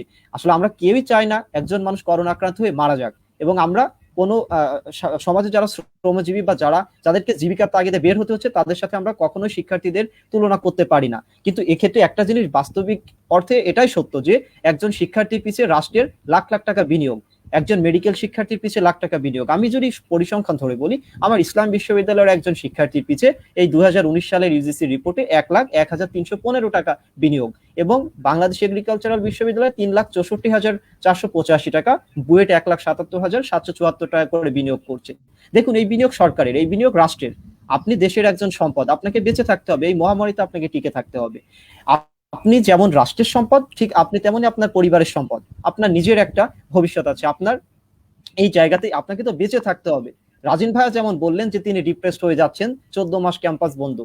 আসলে ভাইয়া, আগে তো আমাদের বেঁচে থাকতে হবে, তারপরে তো চাকরি বাকরি ভবিষ্যৎ। আমি যদি করোনা আক্রান্ত হয়ে মারাই যাই, আমি যদি ক্যাম্পাসে যেয়ে মারা যাই, আমি যদি ক্লাসরুমে আমার 50টা বন্ধুকে আক্রান্ত করি, আমার টিচার যদি আক্রান্ত হয়, বা যে কোনো ভাবে আমি যদি আক্রান্ত হই, তাহলে তো দেখা যাচ্ছে আমার সেই চাকরি বাকরি ভবিষ্যৎ কিভাবে আসবে? আমি তো মারা যাব। আমাদের বিশ্ববিদ্যালয়ের বেশিরভাগ মানুষই আমরা মধ্যবিত্ত নিম্নবিত্ত পরিবারে। তো আমাদের কেউ যদি আমরা এখন করোনা আক্রান্ত হই, তার জন্য যে উন্নত চিকিৎসার দরকার, যদি সুনির্দিষ্টভাবে বলি, ইসলাম বিশ্ববিদ্যালয় কুষ্টিয়া ঝিনাইদহের এলাকা অবস্থিত। এখন কুষ্টিয়া ঝিনাইদহে আপনি ভালো আইসিইউ বেড পাবেন, এখানে কি সেরকম উন্নত ফ্যাসিলিটি আছে? নেই, যেখানে সারা দেশে হসপিটালে সিটের সংকট।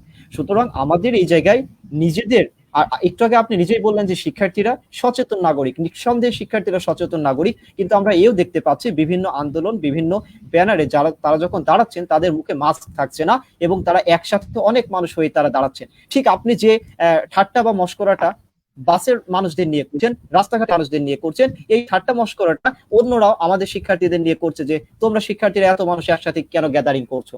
তো ব্যাপার, আচ্ছা, এ ব্যাপারে একটু আগে আপু যেটা বলে গেল যে ঢাকা বিশ্ববিদ্যালয়ের একজন শিক্ষকের উদ্ধৃতি দিয়ে বললেন যে ছাত্ররা যে লোন দিয়েছে সেই লোনটা স্টুডেন্টরা পায়নি। এক্ষেত্রে আমি আসলে আপুর সাথে একমত না। আমি আমার বিশ্ববিদ্যালয়ের পরিসংখ্যানে যদি দিই, পত্রিকা মতে যুগান্তরের 30শে জানুয়ারির রিপোর্ট, যে ইসলাম বিষয়ে 568 জন শিক্ষার্থী মোবাইল কেনার জন্য সফট লোন পেয়েছিলেন। এখানে আরেকটা আমি মনে হয় ঢাকা বিশ্ববিদ্যালয়ের শিক্ষার্থী উল্লেখ করেছি। ঢাকা আপনি ঢাকা বিশ্ববিদ্যালয়ের বিশ্ববিদ্যালয়ে বলেছেন, হ্যাঁ, আমার সেটা খেয়াল আছে। দেখেন, আচ্ছা, এইখানে ইউজিসি প্রথমেই যে সার্ভেটা চালায় সেখানে বলা ছিল 85% শিক্ষার্থীর হচ্ছে ডিভাইস আছে এবং 15% শিক্ষার্থীর ডিভাইস নেই। তো এই 15% শিক্ষার্থীর জন্য কিন্তু এই সফট লোনের ব্যবস্থা করা হয়েছে। তো আমাদের বিশ্ববিদ্যালয়ে 2000-এর উপরে অ্যাপ্লাই হয় এবং ইউজিসি শর্তের কারণে শেষে 568 জনে আসে। কিন্তু দেখুন, এটা আমার বিশ্ববিদ্যালয়ের অল্প মনে হচ্ছে আপনার কাছে। চিটাগাং বিশ্ববিদ্যালয়ে দেখেন 1404 জন লোন পেয়েছে, সংখ্যাটা কিন্তু একদম কম নাই। হ্যাঁ, আর শিক্ষার্থীদেরকে ডিভাইস নেই, নিজের ডিভাইস না থাকতে পারে, কিন্তু আপনার আশেপাশে ডিভাইস আছে। 2021 সাল চলছে, আপনাকে তো একটু অ্যাডভান্স হতে হবে। আপনার ডিভাইস নেই, আপনার বাবার যদি না থাকে, পরিবারের না থাকে, আপনি আপনার একদম পাশের বাসার একজনের কাছ থেকে নিতে পারেন। হ্যাঁ, এখানে কি এখন কথা, আপনি পাশের বাসায় যখন আমি যাচ্ছি তখনও তো আমি করোনা সংক্রমিত হতে পারছি না। হ্যাঁ, আচ্ছা পাশের বাসা থেকে তো আমি সংক্রমিত হতে আপু, পারি। এটা না আপু, এটা আসলে হয় না। আপনি যখন আপনার কেন বাসার হবে না? পাশের সাথে একজনের সাথে ইন্টারাকশন করছেন, অনলাইন আপনি তো তার পরীক্ষা সাথে ব্যবস্থা না কেন না গ্রহণ করা হয়েছে? যাতে আমাকে বাসা থেকে বের হতে না হয়, যাতে আমি ঘরে বসে থাকি। এখন আচ্ছা আপু, অনলাইন পরীক্ষা এই গ্রহণ কথাটা আসছে কার জন্য? এই কথাটা আসছে যার একদমই ডিভাইস নেই, সফট লোন নেওয়ার পরেও যে ডিভাইস কিনতে পারেনি। সেটাও কথা কিন্তু হচ্ছে যে আমাদের আপনার, বিবেচনার বিষয়। যাদের আচ্ছা ডিভাইস আপনার, নেই 1% হলেও হ্যাঁ, কিন্তু সেটা আমাদের বিবেচনার বিষয়। তিনি কিন্তু শিক্ষার্থী, অবশ্যই আমাদের অবশ্যই ভাবতে হবে। নিঃসন্দেহে সে একজন শিক্ষার্থী। তো এখন অনলাইনে লার্নিং এর জন্য তার ডিভাইস দরকার। সে ডিভাইস তার নিজের যদি না থাকে, আপনি বলছেন পাশের একজনের কাছ থেকে ডিভাইস নিতে গেলে করোনা আক্রান্ত হয়ে যাবে। না আপু, হতেই এটা পারে, আসলে হয় না। হতেই পারে। হতেই পারে না। আমাদের আপনি অনলাইন যে পরীক্ষা এই ব্যবস্থা যে জায়গায় হ্যাঁ, না আপনি যে এই যে জায়গায় কিন্তু বলছেন একটি সেটা আক্রান্ত হবে, আর আপনি যদি স্বাস্থ্যবিধি মেনে সোশ্যাল ডিস্টেন্সিং মেনে যদি ডিভাইস নেন বা হেল্প নেন, সাপোর্ট নেন, তাহলে তো আসলে করোনা আক্রান্ত হওয়ার কোনো সুযোগ নেই। এখানেই তো পয়েন্ট, আমরা সোশ্যাল ডিস্টেন্স মেনে তাহলে শিক্ষা প্রতিষ্ঠানে চলে যাই। আপনারা সোশ্যাল ডিস্টেন্সিং মেনে কিভাবে আপনারা শিক্ষা প্রতিষ্ঠান খুলবেন? ক্যাফেটেরিয়ায় আপনারা সোশ্যাল ডিস্টেন্সিং মানবেন? কুষ্টিয়া ঝিনাইদহ আপনারা বাস কি 100টা দিতে পারবেন? অবশ্যই বিধিমালা প্রণয়ন করতে হবে। এটা দেওয়ার দায়িত্ব তো আমাদের না। এটা দায়িত্ব করার দায়িত্ব তো আমাদের না। নীতিমালার দায়িত্ব। জি জি, আমি রাজিন ভাইকে সুযোগ দিই। আচ্ছা বলেন। আমি বলি যে শিহাব প্রথমে বলবো যে আমাদের বিশ্ববিদ্যালয়ের শিক্ষার্থী আর হচ্ছে গার্মেন্ট কর্মী, রিক্সা চালক, এদের এক পাল্লায় মাপলে হবে না। আসলে সত্যি এক পাল্লায় মাপলে হবে না, কারণ ওনারা আমাদের মতন এতটুকু সচেতন না। তারপরেও যদি ওনারা রাস্তাঘাটে রিক্সা নিয়ে বেরোইতে পারে, গার্মেন্টস কর্মীরা গার্মেন্টস এর মতন অপরিষ্কার অপরিচ্ছন্ন পরিবেশে যায় মানে ডেইলি না না ভাই, ইন্টারাপ্ট করছি। গার্মেন্টস গুলোতে এখন কঠোর নিয়ম মানা হচ্ছে এবং তাদেরকে খুব ভালোভাবে স্বাস্থ্যবিধি মেনে ঢুকানো হচ্ছে। আপনি কি বলতে চান যে গার্মেন্টস কর্মীরা যতটুকু স্বাস্থ্যবিধি মেনে গার্মেন্টসে যাইতে পারে, আমরা ততটুকু স্বাস্থ্যবিধি মানে ক্যাম্পাসে যাইতে পারি না, ক্লাসে যাইতে পারি না, পরীক্ষায় যাইতে পারি না? আপনি কি সেটা বলতে চান? সেটা কখনোই হয় না। আমি কিন্তু তাদের থেকে অবশ্যই স্বাস্থ্য বেশি মানতে পারি। আচ্ছা, আপনি আমাকে বলুন তো, স্বাস্থ্যবিধি মেনে আপনি আপনার হলে কিভাবে ছাত্রদের রাখবেন?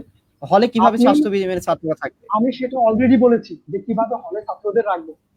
হলে ছাদে রাখবেন নাকি মাঠে রাখবেন? হলে তো বড় রুমে তো জায়গা নেই। তাদের আবাসিক ব্যবস্থা আছে, তারা অবশ্যই হলে থাকবে। আর যে গণ রুমের কথা বলছি, তার জন্য আমি বলছি যে ছেলেদের টিভি রুম অনেক বড় থাকে।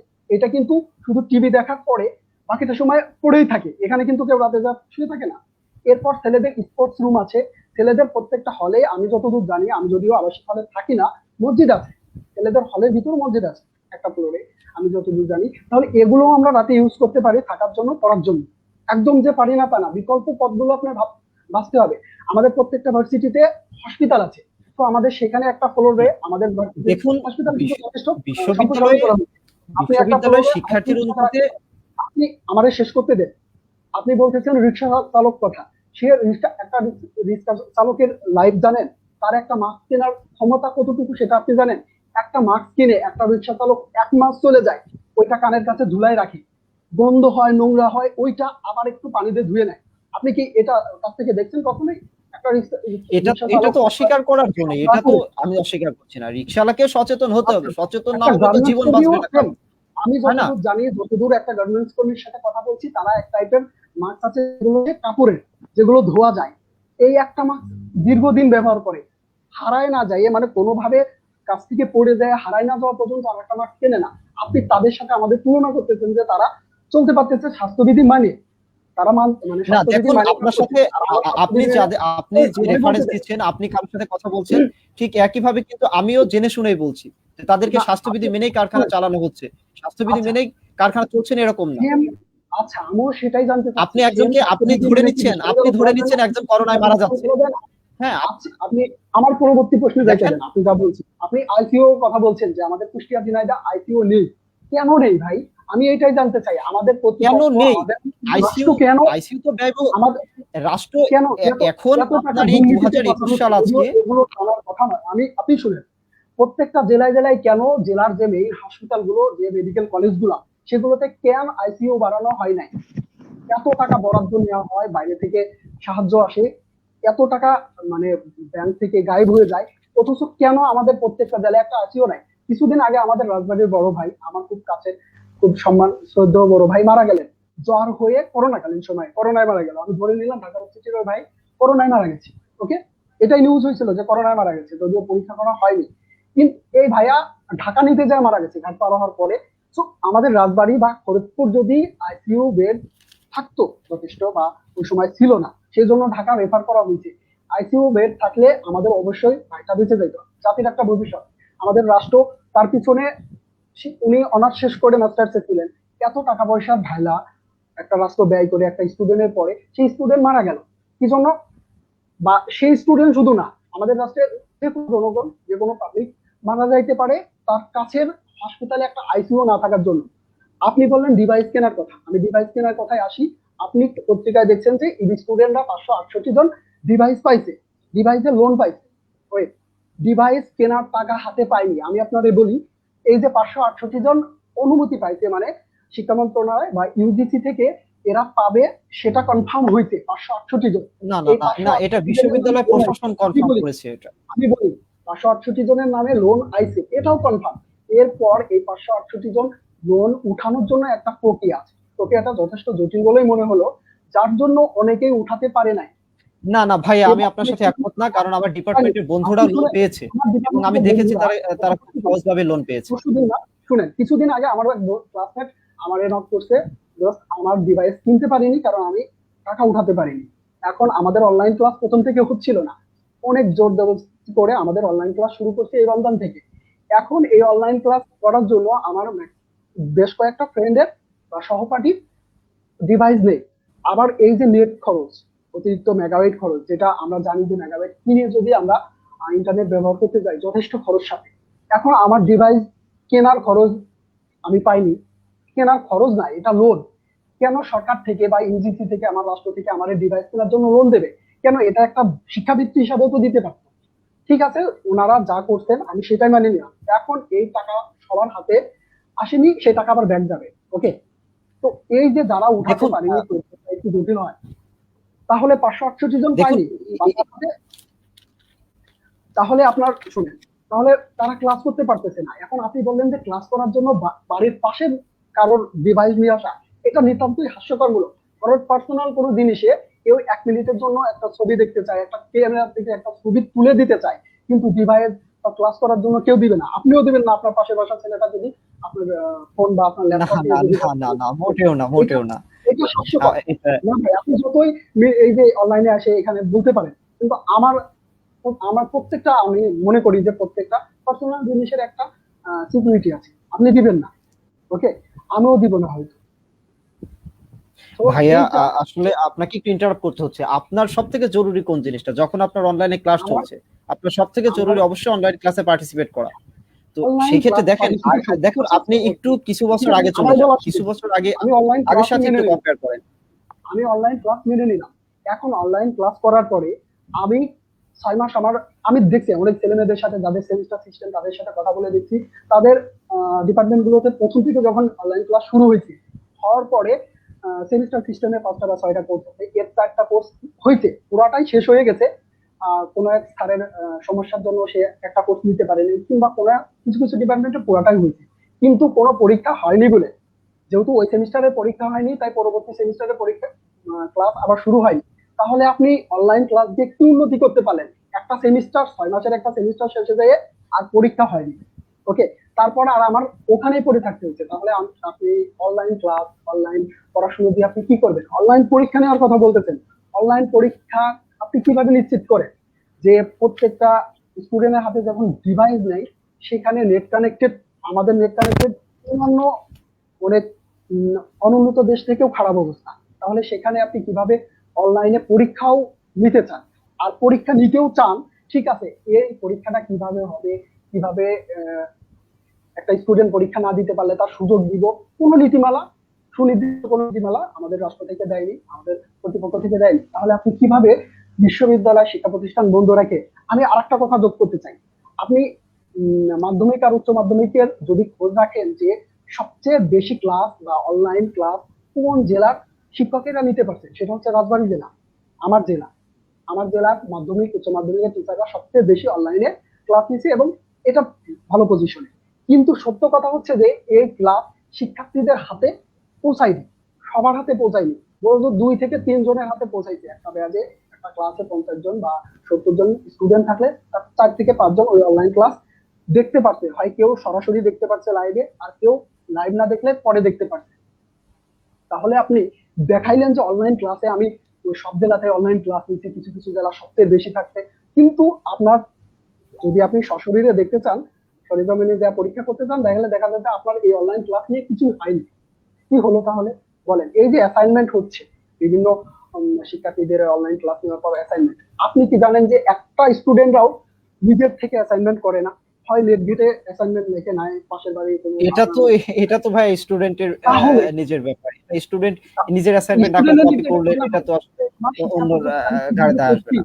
এবং সেটা আমার উপকারে যাচ্ছে কিনা, এটা কর্তৃপক্ষ অবশ্যই দেখবে, এবং এটাই তারা দায়বদ্ধ। এটা আমার ব্যাপার না, আপনি এই কথা বলে এড়াই যেতে পারেন না। কর্তৃপক্ষ অবশ্যই দায়বদ্ধ যে আমার শিক্ষা পদ্ধতি আমি যেরকম করলাম তাতে আমার সব শিক্ষার্থীরা শিক্ষার আওতায় এসতেছে কিনা, না তারা এরকম চিট করে বাড়িয়ে যাচ্ছে। আপনার শিক্ষক আপনাকে প্রশ্ন দিয়ে দিচ্ছে এবং আপনাকে নৈতিকতার জায়গা থেকে বলছে আপনি সঠিক উত্তর জমা করে দিন।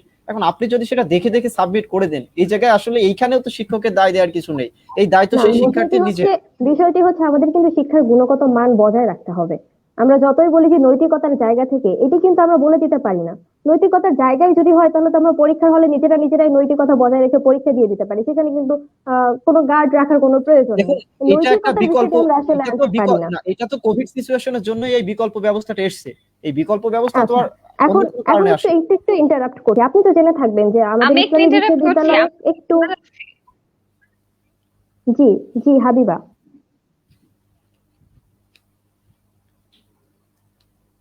হাবিবা আপনি কি বলবেন? আপনি কি শুনতে পাচ্ছেন?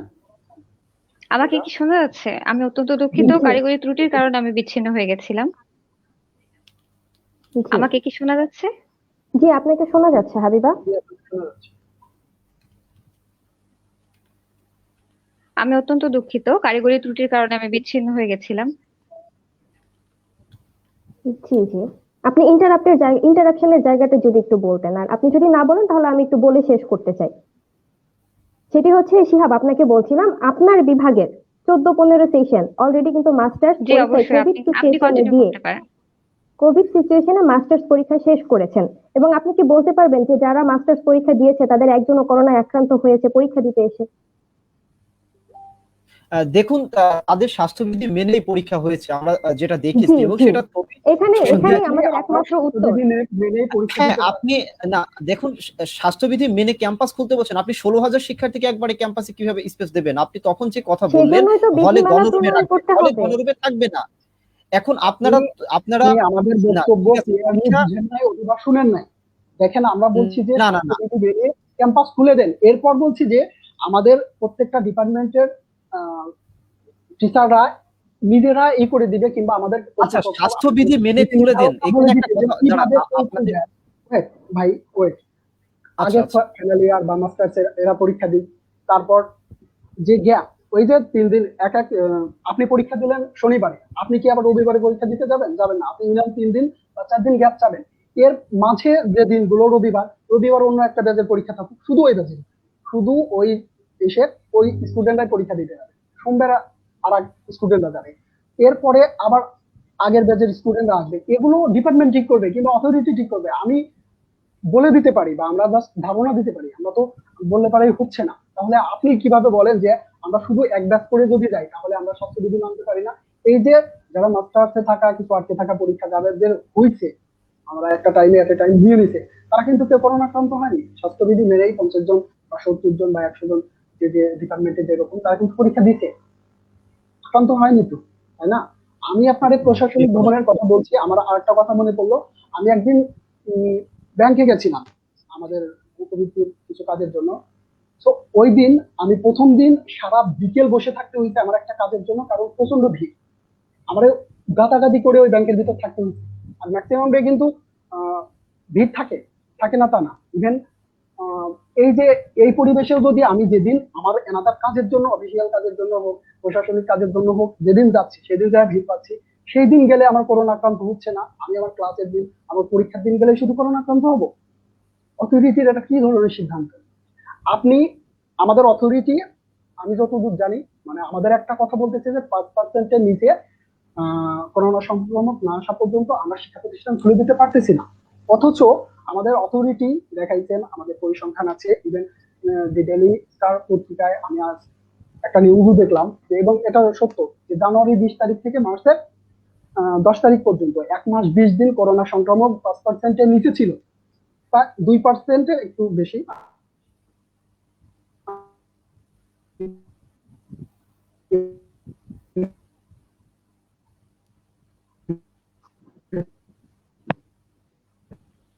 আচ্ছা, রাজিন ভাইয়ার মনে হয় নেটওয়ার্ক ইস্যু হচ্ছে।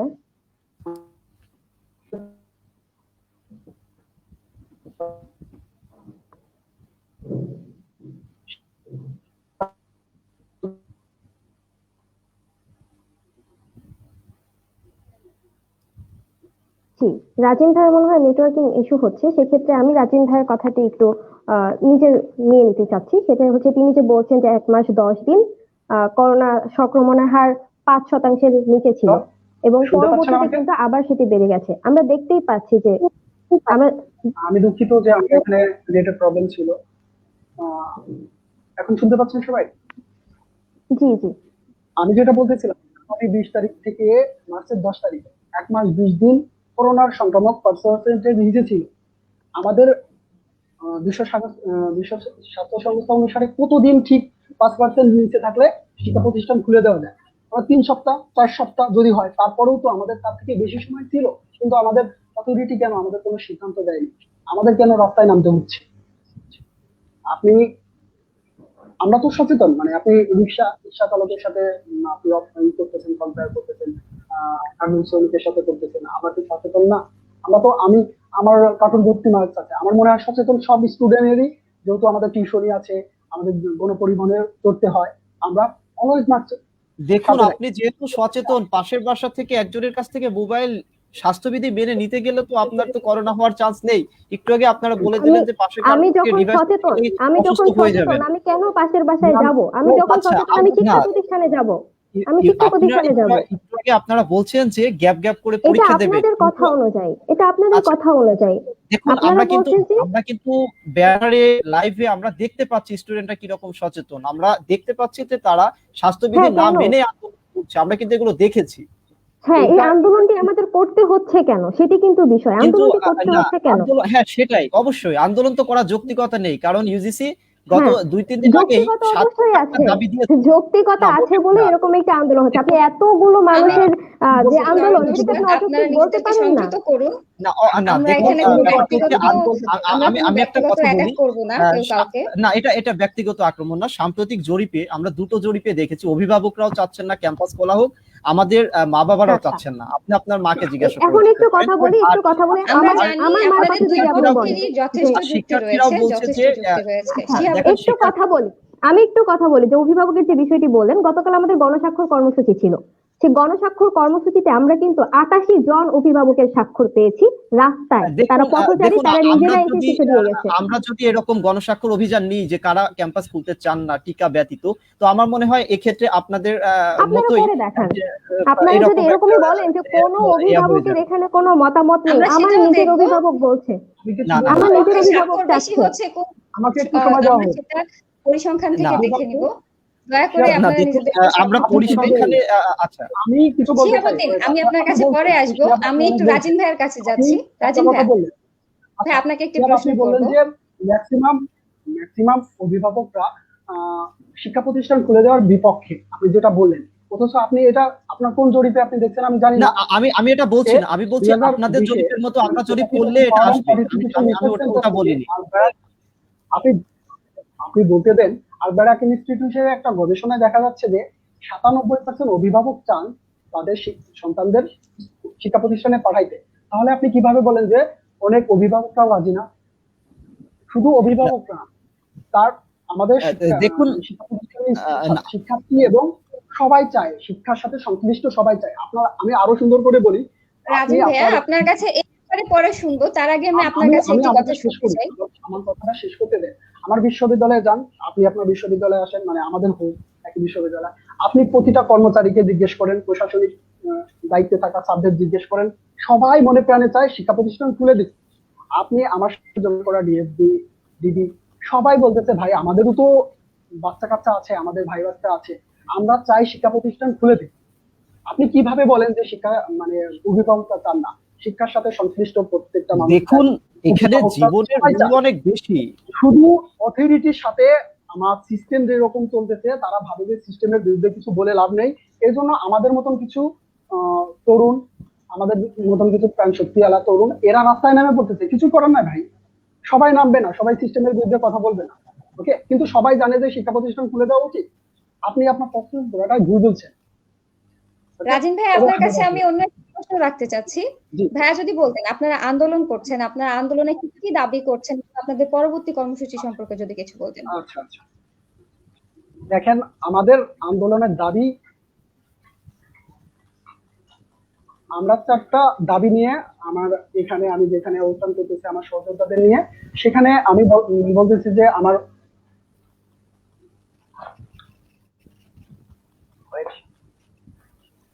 স্বাস্থ্যবিধি মেনে আমার 4টা দাবি, আমাদের সহযোদ্ধাদের 4টা দাবি, স্বাস্থ্যবিধি মেনে আগামী জুন মাসের 1 তারিখের মধ্যে সকল শিক্ষা প্রতিষ্ঠান ও হল ক্যাম্পাস খুলে দিতে হবে।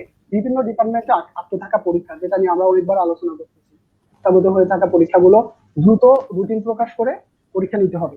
শিক্ষার্থীদের নিজস্ব শিক্ষা প্রতিষ্ঠানের নিজস্ব তত্ত্বাবধানে প্রত্যেকটা শিক্ষার্থীকে ভ্যাকসিনের আওতাভুক্ত আনতে হবে। এখন আপনি যদি ভ্যাকসিনের আওতাভুক্ত আগে ভ্যাকসিন দিয়ে নিয়ে তারপর আপনি ক্যাম্পাসে আনতে চান, দেখেন পাবলিক বিশ্ববিদ্যালয়ে স্টুডেন্ট সংখ্যা 54,000 সামথিং। যদি আমাদের জাতীয় বিশ্ববিদ্যালয় বাংলাদেশের সবচেয়ে বড় শিক্ষা প্রতিষ্ঠান, সেখানে শিক্ষার্থীর সংখ্যা 29 লাখ। তাহলে আপনি এত শিক্ষার্থীদের কিভাবে আপনি আগে ভ্যাকসিনেশনের মধ্যে আনতে পারবেন? আপনার এটা কত বছর লাগবে? আপনার কি এটা ধারণা আছে? আপনাদের অথরিটি, আপনাদের নীতি নির্ধারকরা কি এটা আমাদের দেখাচ্ছে যে এতদিনের ভিতর আমি এই কার্যক্রম শেষ করতে পারবো, তারপর বিশ্ববিদ্যালয় খুলে দিচ্ছি? না, সেটা তো করতেছে না। আর এটা 2-3 বছর লাগবে। করোনা যদি 5 বছর থাকে, তাহলে আমার 2-3 বছর আগে কিভাবে ভ্যাকসিনেশন শেষ করি? আর ভ্যাকসিন দিলেই যে কেউ আক্রান্ত হবে না সেটা কিন্তু না। আমাদের কিছুদিন পর পর ভেরিয়েন্ট চেঞ্জ হচ্ছে। এখন বাংলাদেশে ভারতীয় ভেরিয়েন্ট, 2 দিন পরে যদি ইউরোপে ভেরিয়েন্ট আসে, আপনি কি করবেন? ভেরিয়েন্ট তো চেঞ্জ হচ্ছে। এখন আপনি যদি ভাবেন যে আমরা ভ্যাকসিনেশন শেষ করে তারপর শিক্ষা প্রতিষ্ঠান খুলবো, এর মতো আহামকের সিদ্ধান্ত আমার মনে হয় না যে নেই। এখন আমাদের আপনার এই কথার প্রেক্ষিতে আমি যদি একটি কথা বলতে চাই। আমি আমার 4 নম্বর দাবি আমি বলে নিই। করোনা কালে যেটা নিয়ে আমি শিক্ষা বাজেটের কথা বলছি অলরেডি, আমাদের করোনা কালে শিক্ষায় যে পরিমাণ ক্ষতি হয়েছে, এই ক্ষতি অপূর্ণনীয়। যেটা আমি বলছি জিডিপি থেকে দেখানো যাচ্ছে না, কিন্তু আমাদের নীতি নির্ধারকদের মাথায় যদি কিছু থাকে তাহলে তারা এটা বুঝতে পারবে যে আমাদের কি পরিমাণ ক্ষতি। আর আমাদের প্রতি বছর ঘোষণা করা হয় আমাদের বাজেটের মোট বাজেটের 20% শিক্ষা খাতে বরাদ্দ হবে, আবার জিডিপির 6%, কিন্তু কোনো বছরই জিডিপির 10% কিংবা 11%-এর বেশি বরাদ্দ হয় না। আর এই বরাদ্দের বেশিরভাগ অর্থ বা টাকা পয়সা চলে যায় আমাদের শিক্ষক কর্মচারী এদের বেতনে এবং পরিবহনে। তাহলে শিক্ষার সাথে টোটালি একদম শিক্ষার কাছে খুবই কম আসে, 50% উপর। আর এই যে আমরা ক্ষতির ভিতর দিয়ে যাচ্ছি করোনা কালে, আমাদের শিক্ষা খাতে যে ক্ষতিটা হচ্ছে, সেই ক্ষতি পোষায় নিতে আমাদের শিক্ষা খাতে বরাদ্দ বাড়াতে হবে। ইভেন আমার কাছে একটা জিনিস খুবই অকার্ড লাগছে গত বছর যে আমাদের আইসিটি ডেভেলপমেন্ট করা হচ্ছে আমাদের দেশে, কিন্তু আইসিটিতে নিয়োগ নাই। এই ব্যাপারগুলো এই হটকারী সিদ্ধান্ত কারা নেয়, না বুঝে নেয় কিনা, বা ওনারা কি বুঝে নেন, ভেবে নেন কিনা, আমি বুঝি না। সো এই জিনিসগুলো অবশ্যই আমাদের এই দাবিগুলো মানতে হবে এবং মেনে আমাদের পরবর্তী কার্যক্রম বা সিদ্ধান্ত নিতে হবে, নাহলে আমরা আমাদের মতো। এবং আপনাদের পরবর্তী কার্যক্রম সম্পর্কে যদি এইবার আমাদের পরবর্তী কার্যক্রম, আমরা দেখেন 1 তারিখ পর্যন্ত আমরা একটা দিচ্ছি, টাইম দিচ্ছি যে এর ভিতর খুলতে হবে। না খুললে আমরা রাজপথে নামতে পারি, আমরা আরো বিক্ষোভ মিছিল করতে পারি। সো এগুলো আমাদের কেন্দ্রীয় কমিটি থেকে বলবে, আমার নিজেদের চিন্তা ভাবনা পরিস্থিতি সবকিছু আছে। তো এগুলো আমি আপাতত একদম ক্লিয়ারলি কিছু বলতে পারি না। ধন্যবাদ আপনাকে রাজীব। দর্শক, আপনাদেরকে বলেছিলাম আপনাদের জন্য একটি বিশেষ চমক রয়েছে, এখন আমাদের সাথে যুক্ত হবেন সেই চমক। আমরা অপেক্ষা করছি। আমাদের সাথে এখন যুক্ত হবেন মিফতাহুল হাসান সান ভাইয়া, সাবেক ইবিয়ান এবং সহকারী অধ্যাপক আইন বিভাগ, জগন্নাথ বিশ্ববিদ্যালয়। আমরা তার মুখে কিছু মূল্যবান কথা শুনবো।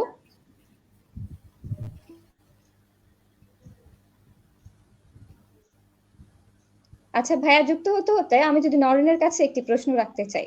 আমরা রাজিন ভাইয়ের কাছে অনেকগুলো কথা শুনলাম, এই কথার প্রেক্ষিতে যদি চাই, ভ্যারিয়েন্ট চেঞ্জ হচ্ছে মানে ভ্যারিয়েন্ট আরো চেঞ্জ হবে, এবং WHO এর মতে আমরা শুনেছি যে করোনা আগামী 4-5 বছরে পুরোপুরি নির্মূল হবে না। সেক্ষেত্রে শিক্ষা প্রতিষ্ঠান খুলে দেওয়ার পর শিক্ষার্থীরা যদি অনেক অনেক আক্রান্ত হতে শুরু করে, সেই দায়ভার কে নিবে? আমরা মনে করি সরকার এই দায়ভার থেকেই শিক্ষা প্রতিষ্ঠান বন্ধ রাখছে। আপনারা কি ভাবছেন? প্রথমত আমরা অবশ্যই বলছি যে স্বাস্থ্যবিধি মেনে আমাদের শিক্ষা প্রতিষ্ঠান খুলতে হবে, পাশাপাশি যে সকল পদক্ষেপ এবং যে সকল ব্যবস্থা গ্রহণের মাধ্যমে শিক্ষার্থীদের সুরক্ষা নিশ্চিত করা যায় অবিলম্বে আগে সে সকল ব্যবস্থা গ্রহণ করতে হবে। আমাদেরকে অবশ্যই মাথায় রাখতে হবে যে ভ্যারিয়েন্ট চেঞ্জ হচ্ছে এবং এই 4-5 বছর যাবত ধরে চেঞ্জ হতে পারে। সেক্ষেত্রে পূর্ব থেকে আমরা কি কি ধরনের সতর্কতা অবলম্বন করতে পারি? রাতিন ভাইয়া ইতোমধ্যে বলেছে যে আমরা হল সমূহের যে গণরুম ব্যবস্থা সেটিকে কি করতে পারি। যদিও এই ব্যবস্থা আমরা আমরা প্রদান করার মানে যদিও আমরা বলতে পারি, কিন্তু আমরা বলছি মানে যে এমনই হবে বিষয়টি কিন্তু সেরকম না। তবে আমরা একটি রূপরেখা দিতে পারি। সেটি হচ্ছে যে প্রত্যেকটি হলে যে সমস্যা, প্রধান সমস্যা সেটি হচ্ছে গণরুম সমস্যা। সেটি ভাইয়া যেভাবে বললেন যে যে রুম গুলো ব্যবহৃত হচ্ছে না, যেমন আমরা জানি যে মেয়েদের হলে ডাইনিং স্পেসের একটি অংশ কিন্তু খালি থাকছে, সেখানে যদি আমরা আবাসনের ব্যবস্থা করতে পারি, টিভি রুমের যে জায়গাটা খালি থাকছে সেখানে আমরা আবাসনের ব্যবস্থা করতে পারি, বিশ্ববিদ্যালয়কে যদি আমরা আইসোলেশনের আন্ডারে আনতে পারি, তারপরে হচ্ছে যে মেইন গেটে সেটা যদি আমরা বহিরাগত যে ঢুকছে প্রবেশ করছে সেটি যদি জোরদার ভাবে নিয়ন্ত্রণ করতে পারি, স্যানিটাইজেশনের বিষয়ে যদি আমরা গুরুত্ব রাখতে পারি। আরো একটি বিষয় দেখুন কি, আমরা যারা শিক্ষার্থী, রাজিন ভাই আগেও বলেছে আমিও বলছি যে আমরাই কিন্তু অনেক সময় অনেক ধরনের সচেতনতামূলক কার্যক্রম করে থাকি, অনেক সামাজিক সংগঠনের সাথে আছি। যেমন আমি উল্লেখ করছি যে আমাদের বিশ্ববিদ্যালয়ের ক্যাপ নামের একটি প্রতিষ্ঠান আছে, ক্যান্সার অ্যাওয়ারনেস এর জন্য যে প্রতিষ্ঠানটি। সেক্ষেত্রে শিক্ষার্থীরা যখন নিজেরা এই ধরনের সতর্কতামূলক কার্যক্রমে অংশগ্রহণ করছে, সেক্ষেত্রে আমরা যদি একটি এরকম একটি সংগঠন করতে পারি বা এরকম একটি দায়িত্ব একদল শিক্ষার্থীকে দিতে পারি যে শিক্ষার্থীদের সুরক্ষা নিশ্চিত করার জন্য যে যে ধরনের পদক্ষেপ গ্রহণ করা উচিত কর্তৃপক্ষের সহায়তা করার জন্য, আমরা কিন্তু সেটি করতেই পারি। এটি যদি আমরা চাই সেটি কিন্তু খুব বেশি আমাদের জন্য কষ্টসাধ্য হবে না, বরং আমরা যদি চাই তাহলে এটি খুব তাড়াতাড়ি আমরা এই কার্যকর পদক্ষেপগুলো গ্রহণ করতে পারি এবং অবিলম্বে শিক্ষা প্রতিষ্ঠানগুলো খুলে দিতে পারি। আপনাকে অনেক ধন্যবাদ। রাজিন ভাইয়ের কাছে যদি চলে যাই, নরিন যে বিষয়গুলোর কথা বললেন, যে পদক্ষেপগুলো আমাদের নিতে হবে, আপনারা যে দাবি করছেন 1 জুনের মধ্যে শিক্ষা প্রতিষ্ঠান খুলে দিতে, আমরা কি 1 জুনের মধ্যে এই দাবিগুলো, এই কার্যক্রমগুলো সম্পন্ন করতে পারবো? কি মনে হয় আপনার? আচ্ছা, আপনাকে ধন্যবাদ। আমরা যে দাবিগুলো উত্থাপন করছি বা আমরা বলতেছি, সেটা কিন্তু আমরা আজকে বলতেছি না, আজকের এই লাইভে বলতেছি না, আমরা 1 সপ্তাহ আগে থেকে বা তার আগে থেকে আমাদের আমাদের কেন্দ্রীয় কমিটি তার আগে থেকে এগুলো বলতেছি। ওকে, তো আজকে থেকে না, আর এগুলো যে নীতি নির্ধারকদের মাথায় আজকে ঢুকবে এটা তো কথা না। ওনারা কেন ভাবেন নাই? আমরা যদি আমাদের মানে আমরা এখনো গ্রাজুয়েশন কমপ্লিট করিনি, আমাদের মাথায় যদি এগুলো আসতে পারে, তাহলে কেন ওনারা ওনাদের চেয়ারে বসে এই জিনিসগুলো ভাবেন না যে আমরা এইভাবে খুলে দিলে শিক্ষার্থীরা পরীক্ষা হলে যাইতে পারবে, ক্লাসে যাইতে পারবে? এই কথাগুলো কেন ভাবেন না? আজকে তো আমরা বলতেছি, তার মানে এই লাইভে বলতেছি না, আমরা বেশ কিছুদিন ধরে বলতেছি। আমরা আমাদের আন্দোলন এর আগেও জোরদার হওয়ার কথা ছিল। আমরা আপনারা জেনে থাকবেন যে আমরা এর আগে জাহাঙ্গীরনগর ইউনিভার্সিটি থেকে যে আন্দোলন শুরু হয়েছিল, তখন থেকে কিন্তু আমরা এই জিনিসগুলো এর থেকে কম বেশি কিছু দাবি ইনক্লুড করে আমরা আবার বলতেছি। তো এই জিনিসগুলো আমরা অনেক আগেই প্রশাসনকে বলতেছি, অনেক আগে আমাদের রাষ্ট্রে জানাচ্ছি। এটা নতুন না যে আজকে আমি বলতেছি আর আমার 1 তারিখের ভিতর করে দেন। ওকে, আমরা অনেকবার এই ডেট দিচ্ছি যে এত তারিখের ভিতর আমাদের হল ক্যাম্পাস খুলে দেন, শিক্ষা প্রতিষ্ঠান খুলে দেন, দেননি। আমরা দাবি সবই বলছিলাম, তখন থেকেই কিন্তু আমরা দাবিগুলো ওনাদের জানাচ্ছি। ওকে, তো আমাদের অথরিটি আগে থেকেই জানেন এবং আগে থেকে এই জিনিসগুলো নিয়ে ওনারা কিভাবে করলে পারে আমরা আমাদের স্টুডেন্টদের, আমাদের শিক্ষার্থীদের দাবি মানতে পারবো এবং তাদের ক্লাসে পরীক্ষার হলে ফেরত দিতে পারবো, এটা অবশ্যই ওনাদের বোধগম্য হওয়া উচিত। এতদিন আগে, মানে আজ না, এতদিনে করে দেওয়া উচিত। আপনাকে অনেক ধন্যবাদ। আমরা আশা করছি আমাদের এই অনুষ্ঠানের মাধ্যমে কর্তৃপক্ষের কাছে আমরা পৌঁছাতে পারবো, কর্তৃপক্ষের কাছে এই তথ্যগুলো যাবে, এই মেসেজগুলো যাবে, তারা নিশ্চয়ই এই প্রয়োজনীয় পদক্ষেপগুলো নেবে। শিহাবুদ্দিনের কাছে যদি চলে যাই, আপনি বলছেন ভ্যাকসিনেশনের পর,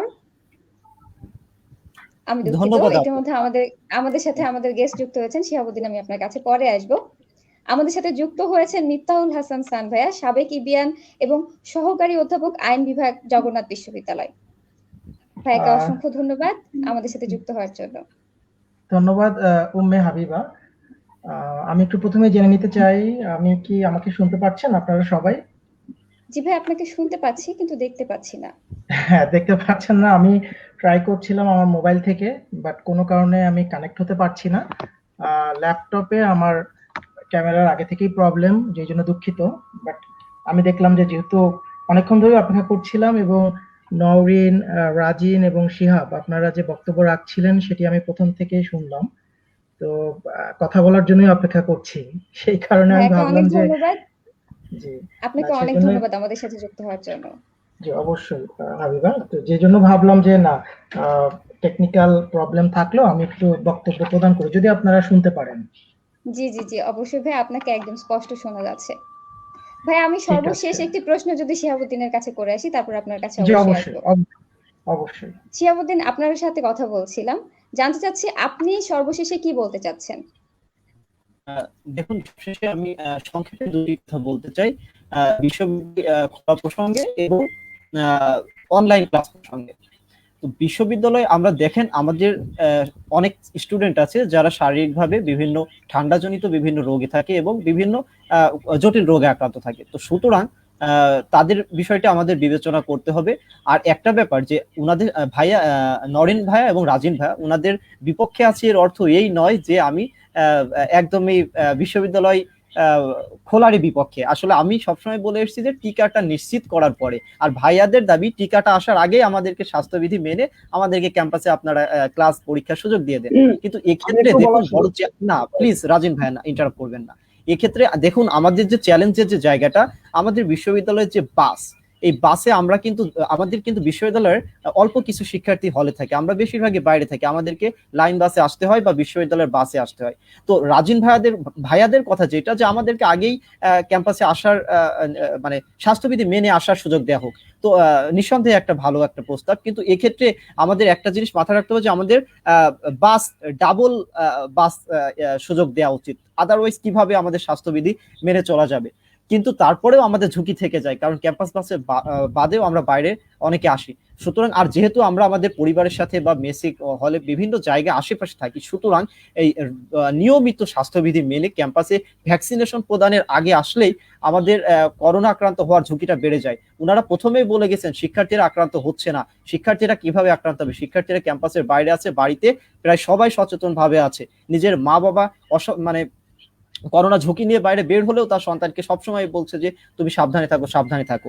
এখন আমাদের একটাই কথা যে দেখুন, এত বছর মানে এই 1.5 বছরে কিন্তু শিক্ষার্থীদের টিকা দেওয়ার কথা ছিল না, কিন্তু সম্প্রতি কিন্তু শিক্ষার্থীদেরকে টিকার আওতায় আনার পরিকল্পনা করা হয়েছে। আমাদের শিক্ষকদের টিকা দেওয়া হয়েছে, সমাজের সকল স্তরের শিক্ষকদের টিকা দেওয়া হয়েছে।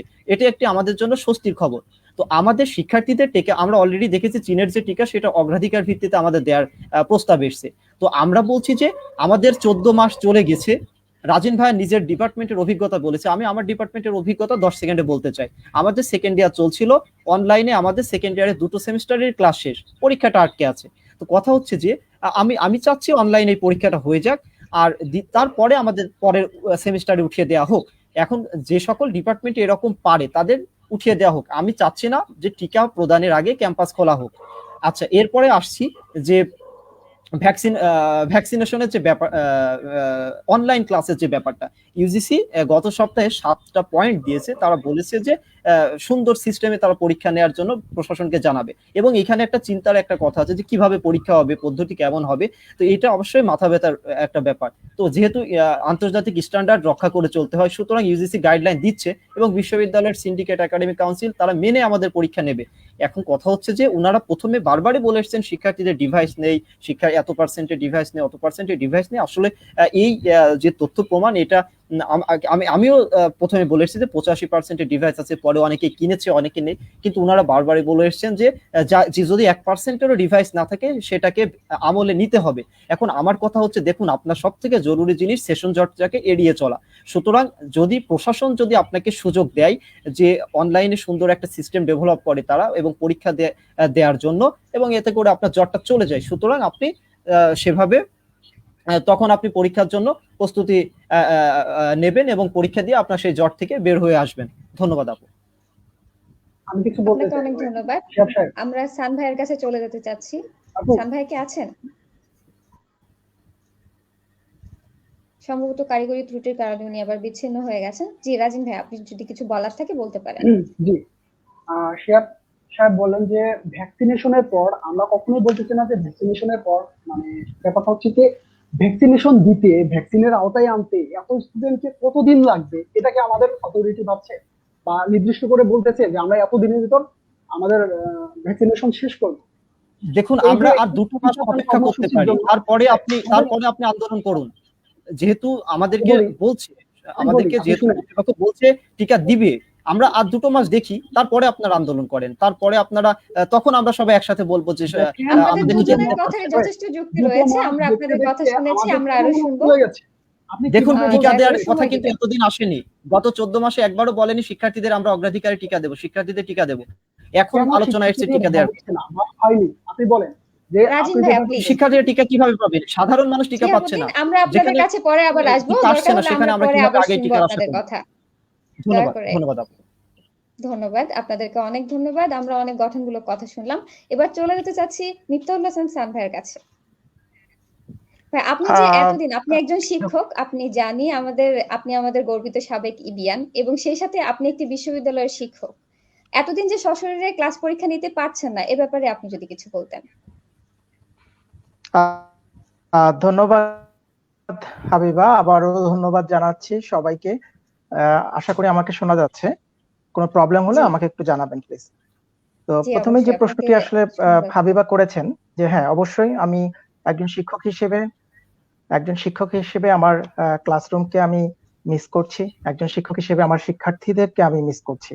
সত্যিকার অর্থে আমরা গত 17ই মার্চ 2020 থেকে আমাদের যে শিক্ষা প্রতিষ্ঠান বন্ধ হয়ে গেল, তারপর একটি অনির্দিষ্টকালের সময়ের জন্য আমরা কিন্তু আহ, একটি অনিশ্চয়তার মধ্যে পড়ে গেলাম, এবং নওরিন যেমনটি বলেছেন যে বারবারই আমাদের সামনে বিভিন্ন প্রজ্ঞাপন দিয়ে এই সময়টাকে বৃদ্ধি করা হয়েছে।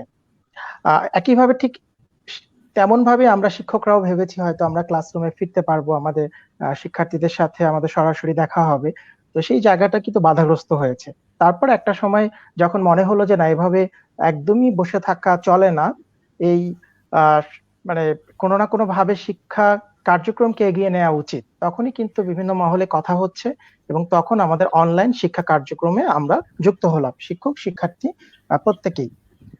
অনলাইন শিক্ষা কার্যক্রম পরিচালনা করতে গিয়ে আমরা আসলে কিছু সমস্যার সম্মুখীন হয়েছি, এবং যখন অনলাইন কার্যক্রম আমরা শুরু করি তার আগেও কিন্তু আপনাদের মনে পড়ে আমরা কিন্তু অনেকভাবেই বলেছি, এবং শিক্ষার্থীদের মধ্যেও দেখা গিয়েছে প্রথমের দিকে অনেকে হয়তো ভেবেছে যে ওই যে আমাদের যেহেতু সবার একই ধরনের রিসোর্স নেই, আমাদের শিক্ষার্থীরা কেউ শহরে থাকেন, কেউ গ্রামে অবস্থান করছেন, তারা সমানভাবে কিন্তু অংশগ্রহণ করতে পারেননি, এটাই বাস্তবতা।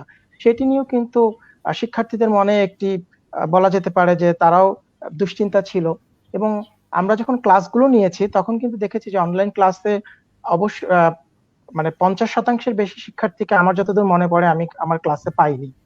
50%, কখনো প্রথমের দিকে 60% পর্যন্ত যদিও পেয়েছি, পরবর্তীতে একদম শেষের দিকে এসে কিন্তু আমরা এটি 40% এবং 50%-এর নিচে নেমে এসেছে। তো হাবিবার প্রথম যে প্রশ্নটা, ক্লাসের যে পড়াশোনা সেটির বিকল্প অনলাইন প্ল্যাটফর্ম, আমার কাছে মনে হয়েছে আমরা এখনো সেই জায়গাটিতে যেতে পারিনি যেটাকে বিকল্প হিসেবে দাঁড় করাতে পেরেছি।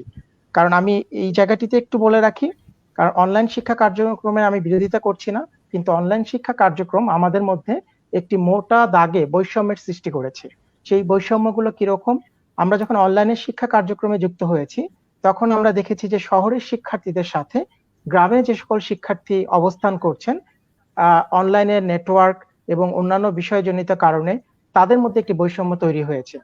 তারপর আমরা দেখেছি যারা সচ্ছল পরিবারের শিক্ষার্থী, তাদের সাথে একটি বৈষম্য তৈরি হয়েছে যারা অসচ্ছল পরিবারের শিক্ষার্থী বা পরিবার থেকে এসেছে। আমরা দেখেছি প্রযুক্তির সুবিধা প্রাপ্ত যারা, তাদের সাথে বৈষম্য তৈরি হয়েছে যারা প্রযুক্তির সুবিধা থেকে বঞ্চিত তারা। আবার আমরা আরো একটি অদ্ভুত বিষয় লক্ষ্য করেছি যে ইউজিসি একটি পর্যায়ে প্রাইভেট বিশ্ববিদ্যালয়গুলোকে বলে দিল যে তারা অনলাইনে পাঠদানের পাশাপাশি তারা কিন্তু পরীক্ষাও নিতে পারবে। সুতরাং একই মানে আমরা দেখছি যে একই দেশে আমরা যেখানে প্রাইভেট পাবলিক সবাই বিশ্ববিদ্যালয় শিক্ষার্থী, সেখানে এসে আমরা আবার লক্ষ্য করলাম যে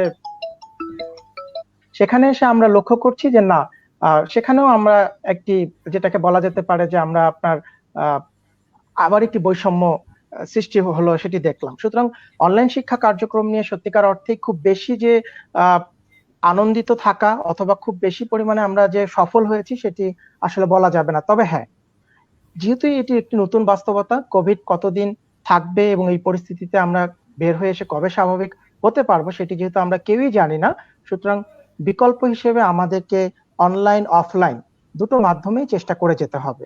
এবং সেই জায়গাতে আমি একটু বলবো যে হ্যাঁ, যত শীঘ্রই সম্ভব শিক্ষার্থীরা যে দাবি করছেন বিশ্ববিদ্যালয় খুলে দেওয়ার, তাদের পরীক্ষাগুলো নেয়ার, তো সেই দাবির সাথে বিশ্ববিদ্যালয়ের শিক্ষার্থীদের দাবির সাথে আমি সহমত প্রকাশ করছি যে অবশ্যই তাদের শিক্ষা যেহেতু তাদের মৌলিক মূল অধিকার বা মৌলিক অধিকার। সুতরাং এই জায়গা থেকে তারা আরো দীর্ঘ সময় বঞ্চিত হয়ে থাকতে পারে না। তবে প্রশ্ন হলো, আমরা কিভাবে কোন পরিস্থিতিতে বিশ্ববিদ্যালয় খুলে দিব, সেখানে আমাদের স্বাস্থ্যবিধি থেকে শুরু করে আমাদের শিক্ষার্থীদের নিরাপত্তা, শিক্ষার সাথে জড়িত যারা রয়েছেন শিক্ষক, কর্মকর্তা, কর্মচারী, তাদের সবার নিরাপত্তা, শিক্ষার্থীরা বাসায় ফিরে যাবেন তাদের অভিভাবকদের নিরাপত্তা, সমস্ত বিষয়গুলো চিন্তা করে আমাদেরকে একটা সমাধান বের করতে হবে।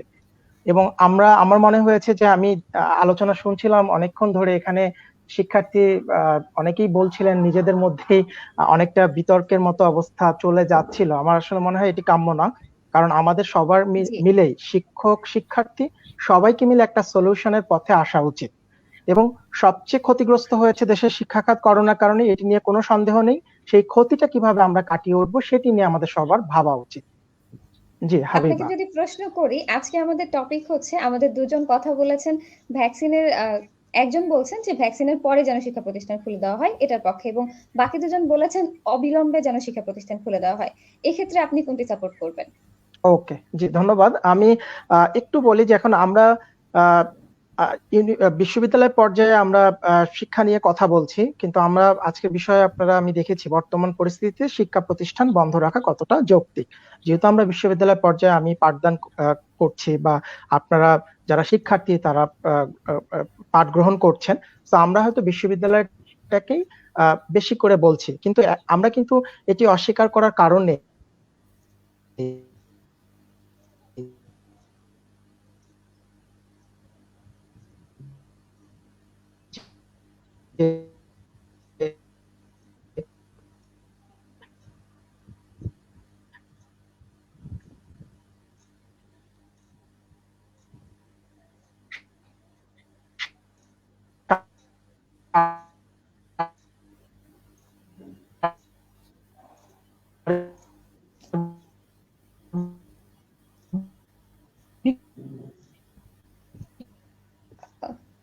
আপনি কি আমাকে শুনতে পাচ্ছেন? আমরা আপনাকে ঠিক করে শুনতে পাচ্ছি না।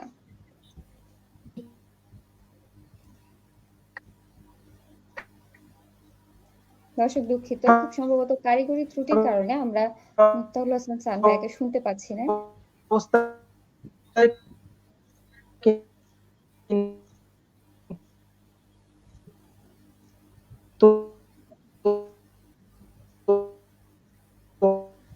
হ্যালো, শুনতে পাচ্ছেন?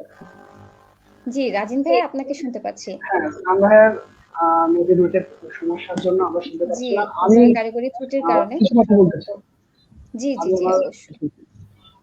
শিহাবুদ্দিন বললেন যে ইডি বাস সার্ভে মানে আমাদের পরিবহন সমস্যাটা। আচ্ছা, আমার যেহেতু স্বাস্থ্যবিধি মেনে আমি যখন আমার ভার্সিটি খুলবে, দেখেন আমরা বলছি যে যে যে ডিপার্টমেন্টের পরীক্ষা নেওয়া মানে যে যে দিন নেবে, আমার প্রত্যেকটা দিন তো একই রকম মানুষ মানে স্টুডেন্ট ভার্সিটি যাবে না, সব স্টুডেন্ট না। আগে আমরা যেরকম গেছি যে প্রত্যেকদিন গাদাগাদি করে গেছি কিংবা বাসে যেভাবে উঠছি, আমরা তো এখন পার ডে প্রত্যেকটা দিন আমরা অত স্টুডেন্ট যাবো না। যাদের পরীক্ষা শুধু থাকবে তারা শুধু যাবে।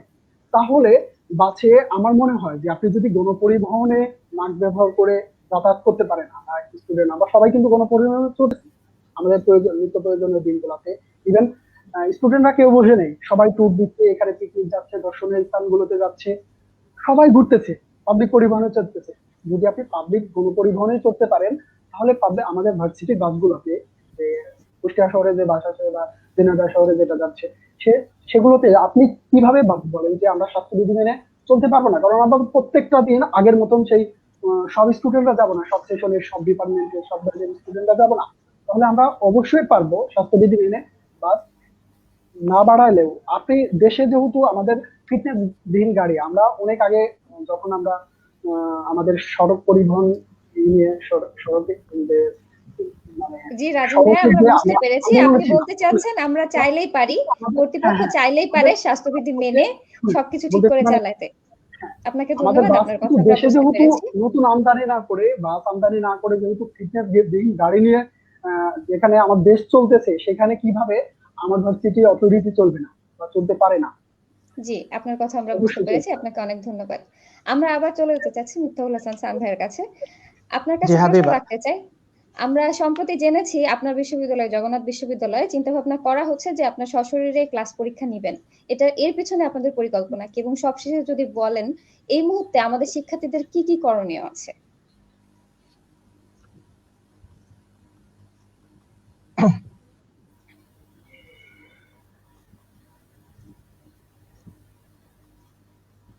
একটা হলো স্কুল পর্যায়ের শিক্ষা, কলেজ পর্যায়ের শিক্ষা এবং বিশ্ববিদ্যালয়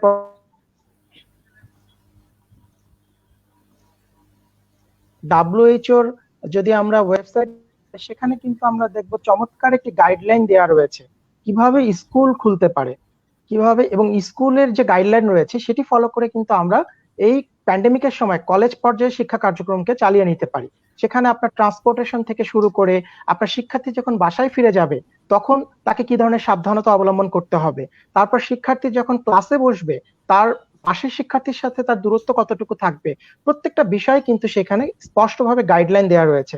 সবচেয়ে দুঃখের বিষয় যে আমরা ডাব্লিউএইচওর গাইডলাইন ফলো করেও আমাদের শিক্ষা সংশ্লিষ্ট কিংবা আমাদের নীতি নির্ধারণী পর্যায়ে যারা রয়েছেন তারা কিন্তু সেই বিষয়গুলোর প্রচারণার আমার কাছে সেরকম ভাবে আমি দেখিনি যে এখন পর্যন্ত এই গাইডলাইন গুলোকে খুব ভাবে প্রচার করা হয়েছে। আমরা কিন্তু ছোট বাচ্চাদেরকে শেখাতে পারি, তারা যদি স্কুলে না আসে তারা কি কিভাবে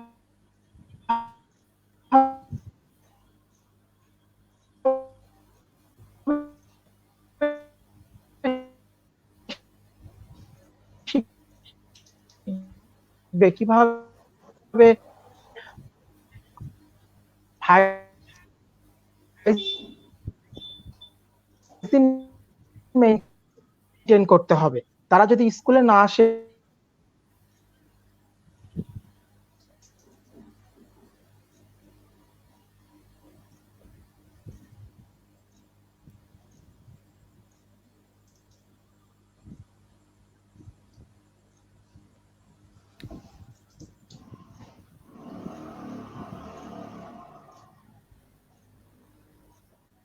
হ্যাঁ, আপনি কি আমাদেরকে শুনতে পাচ্ছেন?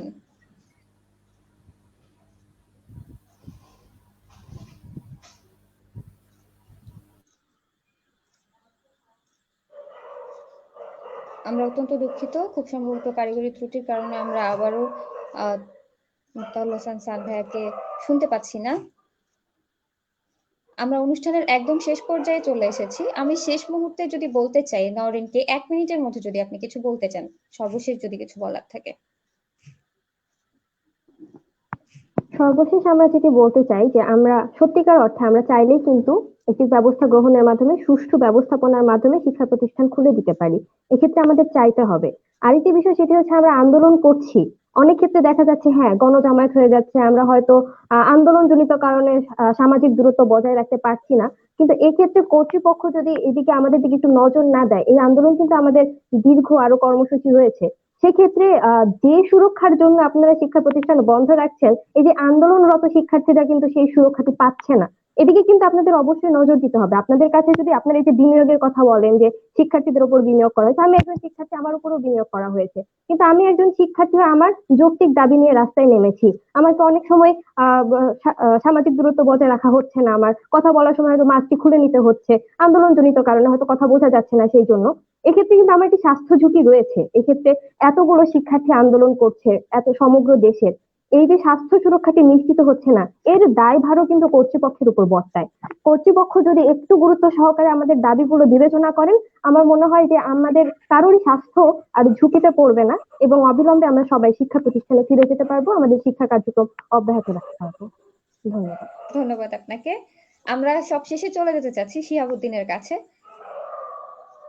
শিহাবুদ্দিন, আপনি কি আমাদেরকে শুনতে পাচ্ছেন?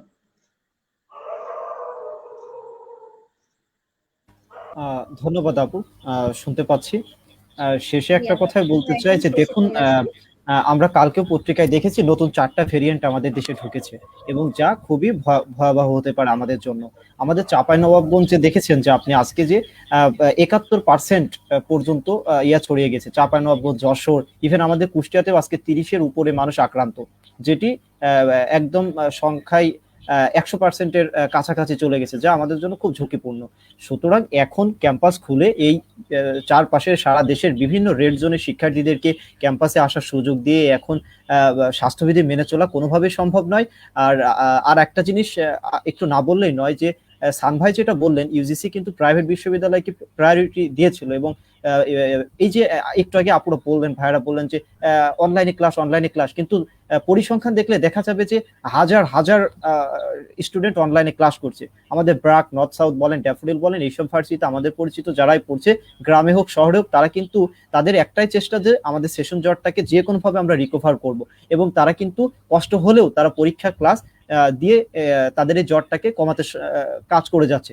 সুতরাং আমার মনে হয় যে আমাদের নিজেদের যদি সদিচ্ছাটা আমরা একটু নিজের লেখাপড়ার স্বার্থে, নিজের সেশন জ্বর থেকে বাঁচার স্বার্থে যদি আমরা নিজেরা একটু চেষ্টা করি, তাহলে আমার মনে হয় যে ডিভাইসের যে ব্যাপারটা এবং অন্যান্য পারিপার্শ্বিক যে সমস্যাগুলো আমরা বলছি, এগুলো আসলে থাকবে না। এগুলো আমাদের সবার সদিচ্ছায় এটা ওভারকাম করতে পারবো। তবে হ্যাঁ, বিশ্ববিদ্যালয়ের এবং ইউজিসির এই এত দেরি করাটা ঠিক হয়নি। এটা আবার তাদের পক্ষে কথা হচ্ছে, আসলে তারাও টের পায়নি যে কতদিন থাকবে না থাকবে। তো আমাদের এই সর্বশেষ যে গাইডলাইন, যে নীতিমালা আসছে, আমার মনে হয় যে আমাদের ভ্যাকসিনেশন হয়তো বা খুব বেশি সময় লাগবে না, 1 মাস 2 মাস লাগবে। আমাদের ভ্যাকসিনেশনটা চলার আগ পর্যন্ত আমাদের ক্লাস অনলাইনে চলতে পারে, পরীক্ষা অনলাইনে হতে পারে, এবং ভ্যাকসিনেশন হওয়ার পরে পর্যায়ক্রমে আমরা সবাই বিশ্ববিদ্যালয়ে যাব এবং আমরা সবাই একসাথে ক্লাসরুমে ক্লাস করব। সানভাই যেটা বললেন, অনলাইনে ক্লাস আর কখনোই অফলাইনে ক্লাসের বিকল্প হতে পারে না, কিন্তু তার জন্য আমাদের পরিস্থিতিটা অনুকূলে আসতে হবে। ধন্যবাদ। ধন্যবাদ আপনাকে। আমরা একটি গঠনমূলক আলোচনা শুনলাম বেশ অনেকক্ষণ ধরে। আমরা সান ভাইকে আরো কিছুক্ষণ আমাদের মাঝে যাচ্ছিলাম, তার কিছু মূল্যবান কথা শুনতে চাচ্ছিলাম। আমরা তাকে যুক্ত করার চেষ্টা করছি, যদি যুক্ত করতে পারি। সবশেষে তার কিছু কথা শুনে আমরা আজকের অনুষ্ঠান এখানে শেষ করতে চাই। শিহাবুদ্দিন, আপনি যদি একটু কনফার্ম করতেন সান ভাই কি যুক্ত হতে পারছেন? হ্যাঁ, আমি যুক্ত হয়েছি সম্ভবত, হাবিবা। দুঃখিত, আমার নেটটা বারবার ডিস্টার্ব করছে। আমি খুবই সংক্ষেপে কতগুলো কথা বলে নিতে চাই একটু, যে আমাদের বিশ্ববিদ্যালয় পর্যায়ের সংকটটা সবচেয়ে বেশি, কারণ আমাদের এখানে যে শিক্ষার্থীরা রয়েছে তারা একটা ঝুঁকির মধ্যে রয়েছে। সুতরাং এই জায়গাটিতে মানে সমস্যাটা মানে ঘনীভূত হয়েছে। এখন আমার ব্যক্তিগত যে অভিমত, সবার প্রথমেই প্রত্যেকটা পাবলিক বিশ্ববিদ্যালয়কে এখন অলরেডি আমরা দুটো সেশন কিন্তু ক্লাস, মানে দুটো সেমিস্টারে ক্লাস শেষ করেছি যারা সেমিস্টার পদ্ধতিতে শিক্ষাদান করছে। সুতরাং দুটো সেমিস্টারের পরীক্ষা কিন্তু শিক্ষার্থীদের মাথার সামনে বা শিক্ষার্থীদের সামনে রয়েছে, এবং শিক্ষার্থীদের সামনে অনেক বড় একটি দুশ্চিন্তার বিষয় যে একটা সেমিস্টার না, দুটো সেমিস্টার কিভাবে তারা মানে পরীক্ষা দিয়ে তারা উত্তীর্ণ হবে। সুতরাং যত দ্রুত সম্ভব বিশ্ববিদ্যালয়ে পরিস্থিতি তৈরি করা, যাতে করে স্বাস্থ্যবিধি মেনে প্রথমত এই পরীক্ষাগুলো নিয়ে তাদেরকে যে সেমিস্টারগুলোতে তারা রয়েছে সেখান থেকে তাদেরকে উত্তীর্ণ হতে সহায়তা করা। এটি খুবই দারুণভাবে হতে পারে। আপনাদের মনে পড়ে যে গত ডিসেম্বরে জগন্নাথ বিশ্ববিদ্যালয়ে, আমি যেহেতু জগন্নাথ বিশ্ববিদ্যালয়ে আছি সেজন্য বলছি, যে 20 ডিসেম্বর সবার প্রথমে কিন্তু জগন্নাথ বিশ্ববিদ্যালয় সিদ্ধান্ত নিয়ে তাদের পরীক্ষার্থীদের পরীক্ষা শুরু করেছিল, এবং সেটি যদিও শুধুমাত্র চতুর্থ বর্ষ যারা একদম লাস্ট সেমিস্টারে রয়েছে এবং যারা মাস্টার্সের শিক্ষার্থী ছিল তাদের জন্য। সুতরাং তখন কিন্তু আমাদের সেটা বলা যেতে পারে আমরা কিন্তু একটা পরীক্ষামূলক, এবং অন্যান্য বিশ্ববিদ্যালয়গুলো নিয়েছে, আমাদের কিন্তু এক্সপিরিয়েন্স হয়ে গিয়েছে, এবং সেটিকে কাজে লাগিয়ে আবারও একইভাবে আমরা কি করতে পারি। আমরা প্রত্যেকটা, যেটি এখানে রাজিন বারবারই বলেছে যে হ্যাঁ, এটি বিশ্ববিদ্যালয়কে ঠিক করতে হবে কোন সিস্টেমে তারা স্বাস্থ্যবিধিটাকে মেনটেন করবে। অবশ্যই বিশ্ববিদ্যালয় প্রশাসন, জগন্নাথ বিশ্ববিদ্যালয় যেটি করেছিল, আমি বলতে পারি তারা প্রত্যেকটা বিভাগের কাছ থেকে কোন কোন বর্ষের পরীক্ষার্থীরা অপেক্ষমান তাদের তালিকা চেয়েছিল। তারপর বিশ্ববিদ্যালয় একটি সেন্ট্রাল রোটেশন করে দিয়েছে, একটি রুটিন করে দিয়েছে, যাতে করে নির্দিষ্ট দিনে একই সাথে সকল বিভাগের শিক্ষার্থীরা পরীক্ষার জন্য বিশ্ববিদ্যালয়ে না আসে। এবং আমরা আগে যেখানে দুটো রুমে পরীক্ষা নিতাম, আমরা সেখানে 4টি রুমে পরীক্ষা নিয়েছি ভাগ ভাগ করে, অর্থাৎ একটি রুমে 20 জন শিক্ষার্থীর বেশি আমরা বসতে দেইনি, এবং সেখানে কিন্তু যথেষ্ট পরিমাণ শারীরিক দূরত্ব ছিল। সুতরাং এই বিষয়গুলো আমরা এনশিওর করে পরীক্ষাগুলো আগে শেষ করতে পারি। দ্বিতীয় যে প্রসঙ্গটি, আমরা পরীক্ষা শেষ করলাম, এবং পরীক্ষা জগন্নাথ বিশ্ববিদ্যালয়ের বাস্তবতা আর অন্যান্য বিশ্ববিদ্যালয়ের বাস্তবতা ভিন্ন রয়েছে, এমনকি প্রত্যেকটা বিশ্ববিদ্যালয়ের নিজস্ব বাস্তবতা রয়েছে। আপনারা জানেন যে জগন্নাথ বিশ্ববিদ্যালয় একমাত্র অনাবাসিক বিশ্ববিদ্যালয়, যদিও আমাদের এখন একটি ছাত্রী হল এরই মধ্যে হয়ে গিয়েছে। সুতরাং জগন্নাথ বিশ্ববিদ্যালয়ের বাস্তবতায় আমাদের পক্ষে হয়তো আমরা পরীক্ষাগুলো নিয়ে যেতে পারবো, হলের যে সমস্যাটি সেটি আমাদের সামনে আসবে না। কিন্তু ইসলামী বিশ্ববিদ্যালয় কি করবে, ঢাকা বিশ্ববিদ্যালয় কি করবে, যেখানে শিক্ষার্থীরা বেশিরভাগ হলে থাকে, যারা দেশের বিভিন্ন প্রান্ত থেকে হলে এসে থেকে পরীক্ষাগুলো দিতে চায়। এক্ষেত্রে আমি বলবো যে যতগুলো ডিপার্টমেন্ট আছে সেগুলোকে দুটো স্লটে ভাগ করা যেতে পারে। অর্থাৎ 14 দিন করে যদি মনে করি, 14 বা 15 দিনের দুটি স্লটে প্রথম 15 দিন আমি অর্ধেক সংখ্যক ডিপার্টমেন্টের পরীক্ষা গ্রহণ করব। সেই ক্ষেত্রে অর্ধেক সংখ্যক, অর্থাৎ আমার তাহলে কি হবে, আমার হলে যদি আমি সেই শিক্ষার্থীদেরকে আমি থাকার মানে আমি যদি ব্যবস্থাও করে দিই, তাহলে সেই সংখ্যাটা কিন্তু অর্ধেকে নেমে আসবে। তারপর এই শিক্ষার্থীরা পরীক্ষা দিয়ে আপাতত তারা চলে যাবে, বাকি 15 দিনের জন্য অন্য যে অর্ধেক বিভাগ রয়েছে তারা এসে কিন্তু সেখানে পরীক্ষা দিবে। সুতরাং এটি কিন্তু বৈজ্ঞানিক ভাবে করা যেতে পারে। অর্থাৎ আমরা যদি চিন্তা করি যে না, আমাদের শিক্ষার্থীরা মানসিকভাবে অনেক কষ্টের মধ্যে রয়েছে, আমাদের শিক্ষার্থীরা ক্লাসে ফিরতে চাচ্ছে, সার্বিক মানসিক স্বাস্থ্য তাদের খারাপের দিকে যাচ্ছে, তাহলে কেন আমরা সমাধানের পথে হাঁটবো না? সুতরাং আমি মনে করি যে এরপরে যেটি এটি করতে কিন্তু 1 মাস চলে যাবে, তারপরে প্রশ্ন আসবে যে এখন তো আমরা সেমিস্টার পরীক্ষা দিয়ে ফেললাম, তখন আমাদের ক্লাসে আমরা ফিরতে পারবো কিনা। হ্যাঁ, এই জায়গাটিতে একটু সতর্ক হতে হবে যে আমরা একবারে রাতারাতি কালকেই দেশের সকল শিক্ষা প্রতিষ্ঠান খুলে দিতে পারি কিনা, সকল হলগুলো খুলে দিতে পারি কিনা।